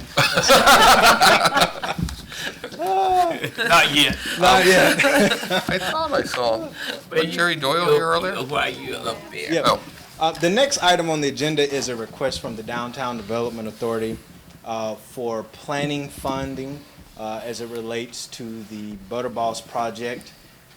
As you all know, that project was part of the RSVP that was officially adopted by the council earlier today. One of the projects calls for some type of welcome center / retail facility to be located at the Butterballs location. At the Monday meeting of the Downtown Development Authority, they voted to officially go ahead and move forward with the project as proposed in the plan. They're requesting up to $15,000 to engage the services of an architect to help us develop the project more and to put firm costs of what it will actually be to bring it from what it looks like today to that final rendering that we've seen in the picture. And we need to have someone professional to come in and help us figure out what that exact cost is going to be. And so we're requesting those funds to help us do that so that we can bring back a final proposal to the council using a phrase that we used during the recession. It will be a shovel-ready project when we bring it back to you. And for the council's information, should you approve this, one option is to use your contingency in your budget. So you could allocate the $15,000 out of your contingencies should you so desire. How much do we have? I thought you had like $96,000. There's only a couple things that have come out of there so far based on council action, but you still got plenty of money. Whatever, we'll move it forward. That's great. So do I get an approval from the council? I make a motion, what's my motion? To I make a allocate motion to $15,000. allocate $15,000 to the Villa Rica DDA For the purpose of, for the purpose of the architecture Services. service. on Butterballs. No, say proposed. Welcome there. Please let's stop Go on it, home and- Butterballs. Please, I'll go please, home and please. practice, Please, motions anybody. tonight. Did we not give them $250,000? No, With you've only those- given them I know, we 50,000. authorized. You have 50, revolving money, yes, sir. and they've used 50. Why not take this out of that? I can answer that. So the revolving money is based on project. This was, the council previously actually voted to assign them. So this is actually a pass-through. This is really a city project. It's a city-owned building. It's not something they're owning or purchasing. They're basically operating as your agent at your will. So even the Welcome Center, you really have to say, I'm okay with every step moving forward. You just can't spend any money. So it's sort of kind of separate. You all can look at it differently and say, okay, we're going to give you the building and y'all do, and use that as revolving. But I think you've also already committed a large chunk of that money based on that proposed parking lot or whatever, but I don't know where that is. So that's sort of kind of the simple answer, but I know we're gonna pay $15,000 to find out it's gonna cost us an arm and a leg to revise that building. No more tear downs. That's history sitting right there. So did you give us a motion? Do I get a second? Don't make me say it again. No, I said, do I get a Yes, second? yes. That's all I asked. I make a motion that we allocate this money to the DDA to move forward. You get an estimate on what it's gonna cost to revise that building. Yes. Do I get a second? I'd like to see what it's gonna cost, so I'll second it. All right, it's been moved and seconded that we will allocate to DDA the request for $15,000 for architectural services. What's your pleasure? All in favor? All opposed? 4-0. Thank you. Great, I didn't even Thank have to you, use my Mr. shield. Yes, all right. Thank you. or your PowerPoint program. Chris. Tuesday night's coming, though. Item number 4 is council appointments. Villa Rica Development Authority, Downtown Development Authority. Okay, in your book, I just want to point out one thing. I know that you all were given a sheet that had some names of applicants for your Downtown Development Authority, your Development Authority, which is your Industrial Development Authority. Please mark through Main Street Advisory Board. That was by accident, shouldn't have been included there. You also then asked for staff to go back and ask these boards for recommendations. They have presented those and shared them with you. So at this point, the council can either tonight or wait until next week. If you do it tonight, we'll just do the swearing in on Tuesday. But you have 2 current openings on the Villarica Development Authority and 2 current openings on the Downtown Development Authority. Refresh my memory, what were their recommendations? Oh, Lordy. I knew you were going to ask me that. Which one, DDA or Both of them. industrial? We asked for both of them, and I think they gave them to us, but I don't remember. DDA what is DDA, Carl yeah. Peabody and Michael Young. Oh, yeah. All right. I can tell you that I know the Industrial. DDA because I remember that one very clear. That was a Michael Young and Carl Peabody. And then the Development Authority had Matthew Monham and John Mount. Wow, And you had the. I remembered that. You put, you added one that. There was a application that's in, so the council can either take the recommendations, discuss the recommendations, or deviate from the recommendations. Ultimately, it is the council's will and your appointments. Now, we had- You can also appoint one elected official to the Downtown Development Authority if you wish. You already have an elected official on your Development Authority. Sir, you had a question? We had a You had late to com- a add it latecomer, onto number the 6 on, Downtown Development Authority. Development Authority. Yeah, that was an application that came in last week. I believe one of the council members had chatted with this individual. He came by, saw staff. Keep in mind, some of us were out for training, council included, so that one did come in last week. George Harper. Yes. Yeah, I believe he lives in, Cattleman Cove. So we have 6 choices on the first one now. yes. So the public, I'll go ahead and read them just so that, well, no, it's on the screen. Is it on the screen? No. Okay, so for the public, the applicants are Michael Young, this is for the Development Authority, that's the Industrial Development Authority, Michael Young, Dr. Terry Brown, Matthew Monaghan, Margaret A. Lee, John Mount, and George H. Harper Jr. For the Downtown Development Authority, the applicants were Ken Norton, Michael Young, Charlene M. Gilmore, and Carl R. Peabody. Okay, Leslie, you're the one that does a lot of research on these people. Well, I'd like to recommend Ken Norton for the downtown development as one of the spots. He's one of the few that isn't on a number of other things as well.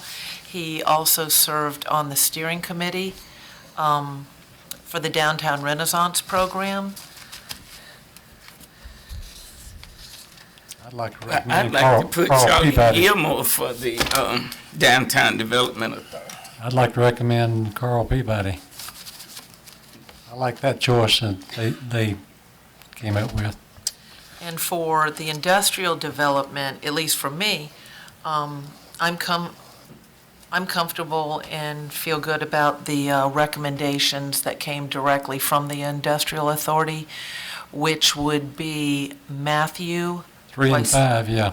I still struggle with his last name, and John Mount.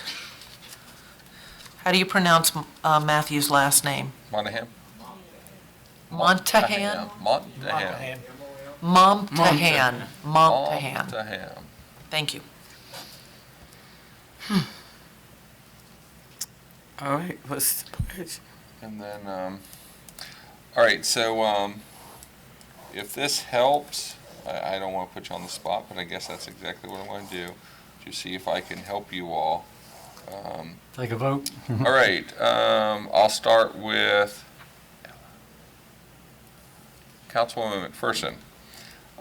Your choices for Development Authority are? Downtown development? That's the first one, that's the industrial. No, VRDA, yes, Villarica Development Authority, yeah. Development Authority, the one at the top. Industrial Development Authority, Yeah. that's the first one. Sorry, I'm not looking at the first. I had my papers all over the place, and I don't even know where that one is right Okay, now. I can restate the names if you'd like. Yeah, would you do that real quick? Michael Young, Mhm. Dr. Brown, Matthew Montahan, Margaret Lee, John Mount, and George Harper. She said she was comfortable Matthew with and it. John Mount, All right, 3 and John 5. Mount and who? Montahan. Matthew?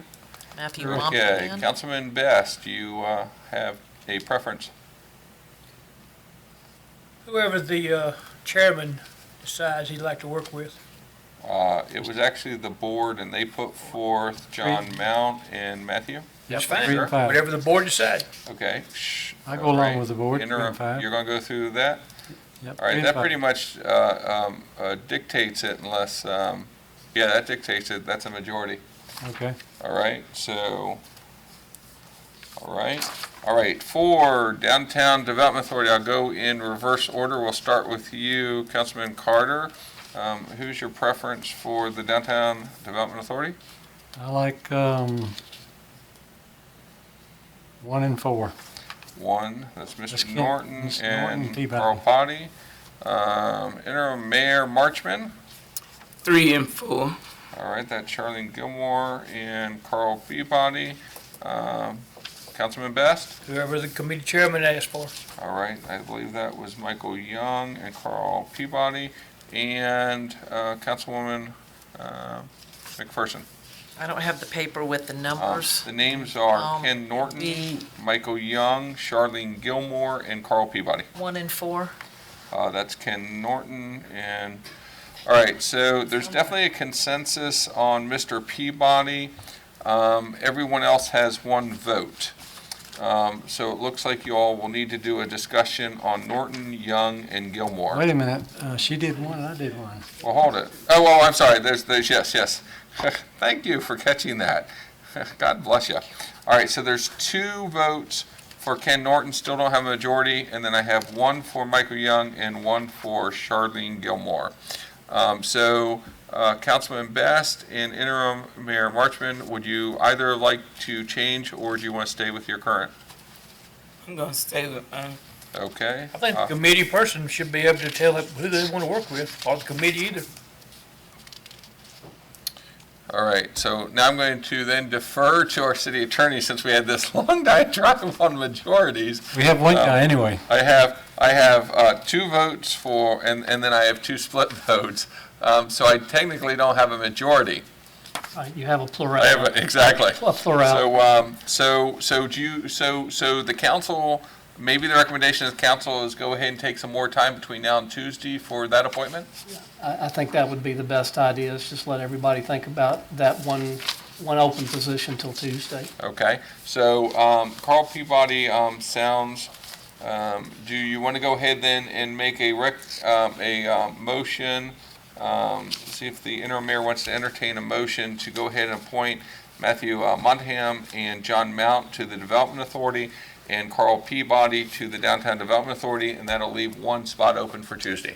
I'll make that motion. Do I get a second? Second the motion. It has been properly moved and second that we will do Matthew Montahan and John Mount for the Development Authority and Carl Peabody for the Downtown Development Authority, and we will discuss the next one at our Tuesday meeting. There you go. All in favor? Opposes? Votes 4-0, so. Okay. We're down to needing 1. All right, the next items, the remainder of the agenda will be presented to you by your city attorney, starting with E4C, Municipal Court Judge. We have discussed before that the legislature enacted legislation this year, House Bill 691, that changes the mechanism on how our municipal judges are selected and creates a term of office for municipal judges. Up until this time, our city charter had simply provided that they could be hired and fired at the discretion of the council. House Bill 691 creates a term for municipal judges that lasts for a period of 1 year. And during that 1-year term, a municipal judge can only be removed for cause rather than just at the discretion of the council. There is a procedure set forth in the statute that describes what for cause is with regard to the removal of a municipal judge within that one-year term. So in order to comply with the law, the city of Billerica needs to enter into an agreement for a one-year term with our municipal judge. We have considered that. We've got, I guess, just recommendations as to who to appoint for the city of Billerica municipal judge. Our charter also provides for a municipal court judge pro tem, which is assistant judge, essentially, when the judge is unavailable for court. So I'm coming before you today with at least some recommendations on appointments to the municipal judge. We've gotten in, I've received a number, and as well as I know some of the council members have received a number of recommendations for people who are interested in the position, and we've tried to evaluate qualifications. And anyway, I've come up with several names of recommendations for the judgeship and the judge pro tem. The recommendation to enter into an agreement for a period of 1 year for the municipal judge would be Michael Hubbard, who is our current city solicitor. He's been the city solicitor here for, I guess, probably 7 or 8 years now. A resident of Billerica. The police department is familiar with his practice through his service as the municipal solicitor. He's expressed interest in the position, and he would be, I think some of you have probably been contacted by people supporting Mr. Hubbard for the position. I've checked into his qualifications. I think he is qualified. His primary practice has been in the criminal area, both as the prosecutor and as a defense counsel, so I think he is eminently qualified to serve in the position.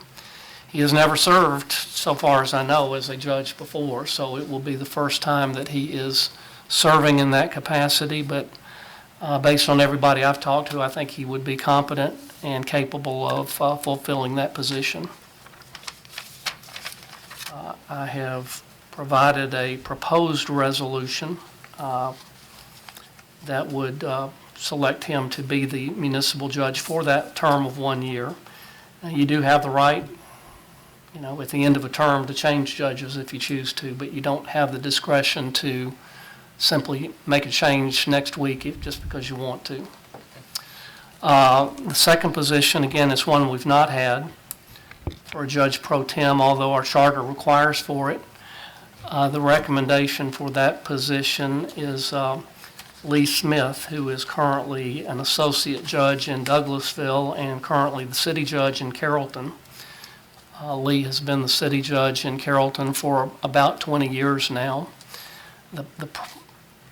I don't think that the judge pro tem will have that much to do.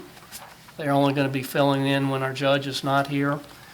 The one main reason to suggest Judge Smith, however, for that position is that he already conducts jail courts down in the jail in Carrollton, and therefore it would make a lot of sense to have him hold jail courts for the city of Billerica also, since he's already going to be there, and it will avoid the city of Billerica having to haul prisoners from the jail here to City Hall to have court when their cases can be heard and disposed of when court is actually held at the jail. So it should save some money on transportation cost. So that would be the two recommendations. Do we need to have this read? Pardon? Does this need to be read into the record? We can, and I'll be glad to do that.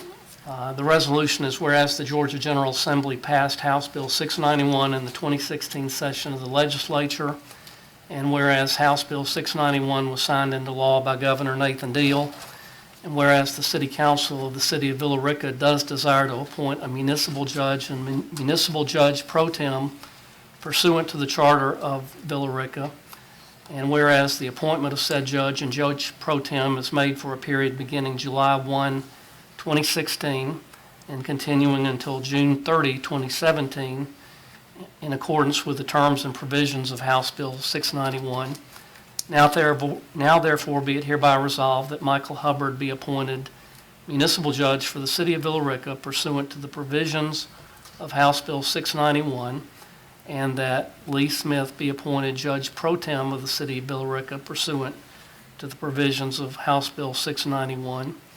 It's further resolved that the city manager and city attorney are directed to prepare the written agreement between the judge and the city in accordance with the budgetary constraints approved for the municipal court. It's further resolved that any and all prior appointments be terminated as of June 30, 2016, so that the foregoing terms will begin on July 1, 2016. So resolved on this 30th day of June 2016. And just for the dates included in that is because the state law, House Bill 691, takes effect tomorrow, July 1, 2016. Okay, I'll move to approve the, So, hold on a second, please. We've discussed and I understand about the monetary constraints, but we didn't enter into anything about the judge pro tem. Yeah, We talked about it a little bit, but I don't know if that needs to be, well, we haven't entered into any type of agreement with him. That's really going to be up to Mr. Milliron to work out some type of payment to him for what he does and be able to fit it into the budget. I think that salary, I mean, you don't know what that salary is yet, and he'll need to come back to you and explain what it is to have you approve that. okay. okay, I'll move to approve this resolution. Second. It's been moved in second that we approve the resolution from our city attorney. All in favor, show of hands. Opposes. Vote is 4-0. May I ask one question? Sure. David? Since our solicitor is now not our solicitor anymore, when should we expect to see candidates for that now that that is vacant? We started looking into that, but, I don't have a specific recommendation for that. We'll probably try and fill in for a little while until we are sure that we found somebody who's qualified, who we can afford, who all of you are happy with. So I don't have any recommendation for that today. We got a couple of good people that have been suggested. I've raised the question to our city attorney. I'm of the opinion that the solicitor is a staff level position, just as the city attorney is. The city attorney is hired and fired by the city manager. The solicitor would be the same. So I'm working with our city attorney on a candidate or candidates for solicitor. Okay. Don't have anything to do with the judge, though. That'd be crossing the other side of the lane. All right. Item number 5 is charter review update by Mr. Mecklen. Okay, there's two things about the charter review. The first is that the city entered into a contract with Mr. Murray Weed, who was the presenter at our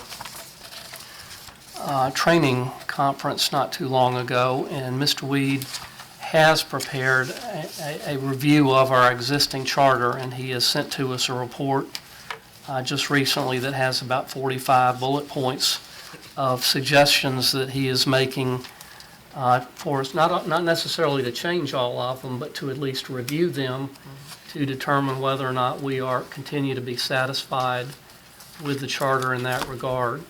I don't think that has been distributed to you all yet, so we'll need to get copies of that made so that you can begin to review it, also to make it public so that the public can begin taking a look at it also, because there are some of the points that do need to be changed because they're just outdated and the law has changed since the charter was enacted. There's other points that call for just discretionary decisions by the council on whether you want to do things one way or another. So I will make sure that that gets distributed to you. I don't think it's something that you're going to want to act on even by Tuesday. It will take a little bit more time to fully digest, but we do need to move forward on it since we've taken that step. I thought he did a good job of outlining a number of the issues that we ought to take up and address. And you may want to set aside almost a full work session at some point in time just to go through that list, one by one, and decide what we want to do, what a majority of you want to do on it. All right, well, we'll just hold off on that till the attorney gets his report together, and then we can go over it at the correct time, appointed time, so we can find out what we need to change or what we need to keep or how we need to do it. So we'll wait on the attorney for that.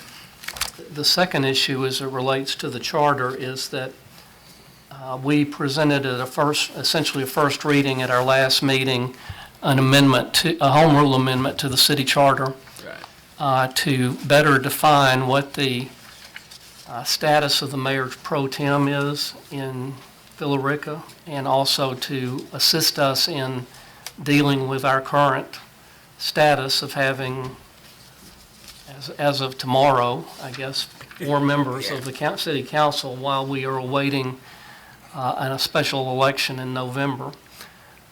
You had the first reading. The home rule provisions of Georgia require that this be considered at 2 meetings with an advertisement being run between that, notifying the public that the change is going to be made. I think it would be appropriate to vote on this on Tuesday as opposed to today, since it is your regular meeting on Tuesday.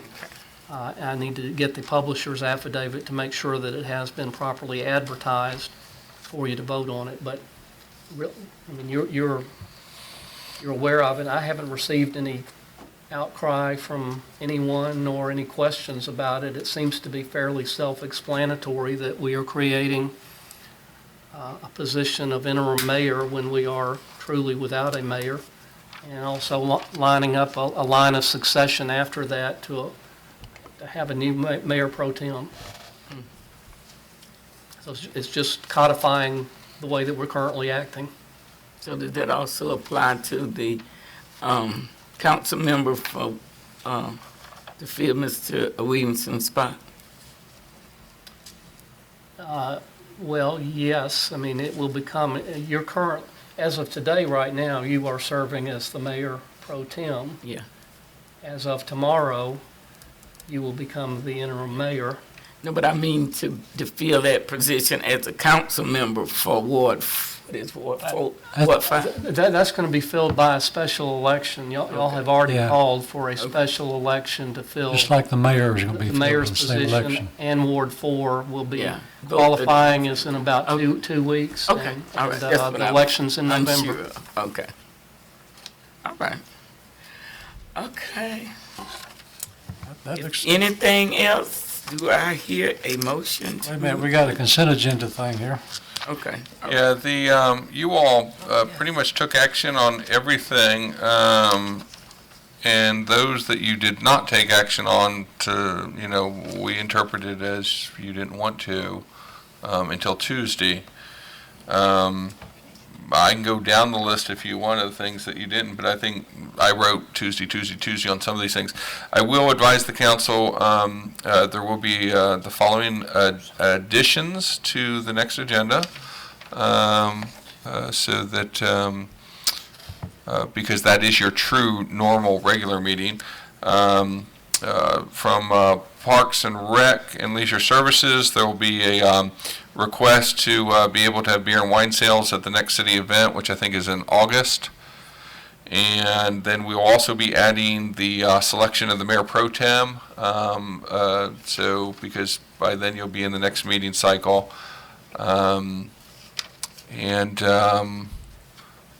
there anything else, Janet, on your side? I think those were the only two. Yeah, I think those were the only two. Is that new, not already listed here? Okay, and then under governing body, does tourism board audit come off? You discussed it here. You're waiting for additional documents. Do I leave it on for Tuesday? I unless somebody on the council wants to discuss it on Tuesday, I don't see any reason to leave it on there. I mean, if there's some discussion that y'all believe is necessary on it, then we can. Which item we is can that? discuss it. That's E number 1, tourism board audit update. Is the information available on the website, public, anything like that? Is there any The city council benefit that it has? had made a request for one additional document, but So I'm just asking if, does the council want that left on for Tuesdays, or do we take it off? I don't see a reason to leave it on there. I don't need it on. I just wanted to make sure, is there anything the public needs to know that they would miss otherwise? That's my only. Not until the document comes in, the city attorney has a chance to review it and making a judgment to the council. I would say we discussed it enough today. Okay. And What you all right, I say, need one Verlin? more. Verlin? I agree with you. Okay, so mark through that. What has been submitted is a public document. If anybody wants to look at it, they're certainly free to. I think it's already online. I may be wrong, but I don't know. Let's see, number 2 comes back. We'll get an Three, updated agenda, that's appointments. That one comes back, so email. Sure we will. Get an updated agenda. that comes Updated off. agenda for Tuesday. Probably have it before we get home. Charter review update, does that come off? Because you still need Charter time. review of the Murray Weed Yeah, documents should come off. Okay. The charter consideration for the home Stays rule on. amendment should stay on. okay. And then I think, and then the roundabout, that you've already voted on that, so we're good. Okay, all right, that's all from staff. Okay.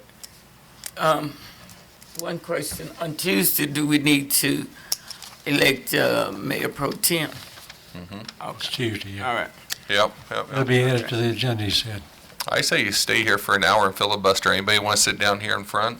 And we have an event to go to after this meeting, right? That's why I said you filibuster for an hour. Not till I mean, 6 o'clock, but have we a should have to sit-in. torment people. that way you can't adjourn. The meeting needs to go longer than this. It needs to go longer? Well, we could just sit around and socialize Nah. and fellowship after the meeting's over. That's what I'm saying. Let's do a filibuster. I don't think we're going to get anyone's support, and I see Elmo coming out.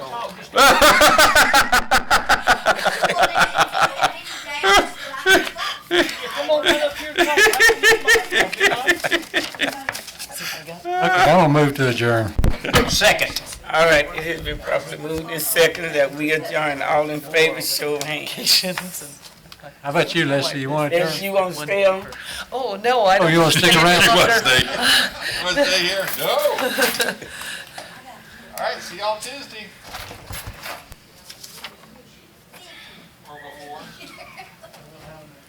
Okay, is it this one or is that the old one? I'm telling you, I was pulling out the old file because she said, I don't, instead of sending you the applications, do you have the applications? I'm like, yeah, there's no sense in wasting all that paper. I can pull out my applications Really? together. Well, I, She works for CDC, so she did. so I think Oh, really? this may be my old one.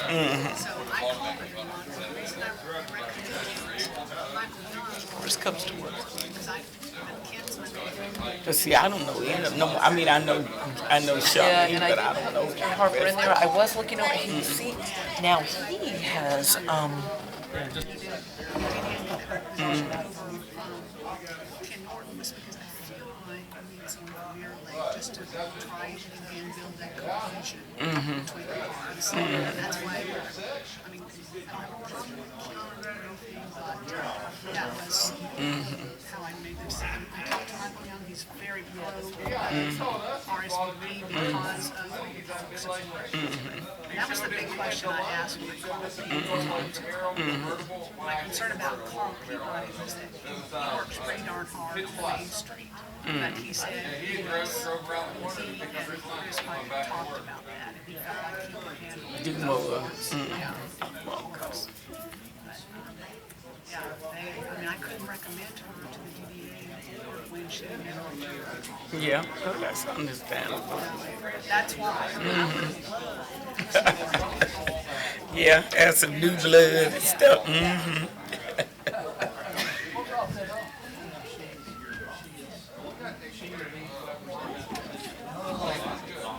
We got your stuff at Val Park taken care of?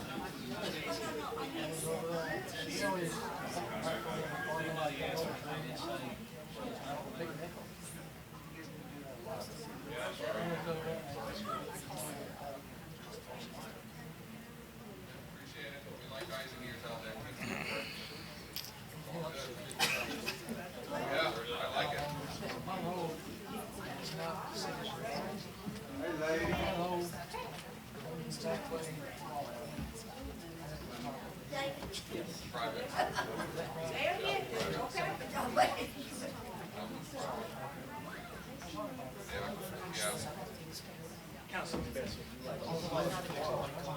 Sure, you can call like you want to. Does that mean I got an answer? When would you like to talk to me about it? How about that? Yeah, it's like when Charlie's had the issue with their free scrap stuff. They tried to, they sent lawyers, insurance people after me. They said, it's not our property. Have a good day. You trying to sell grass over there? Do you have any grass? You're just advertising for grass.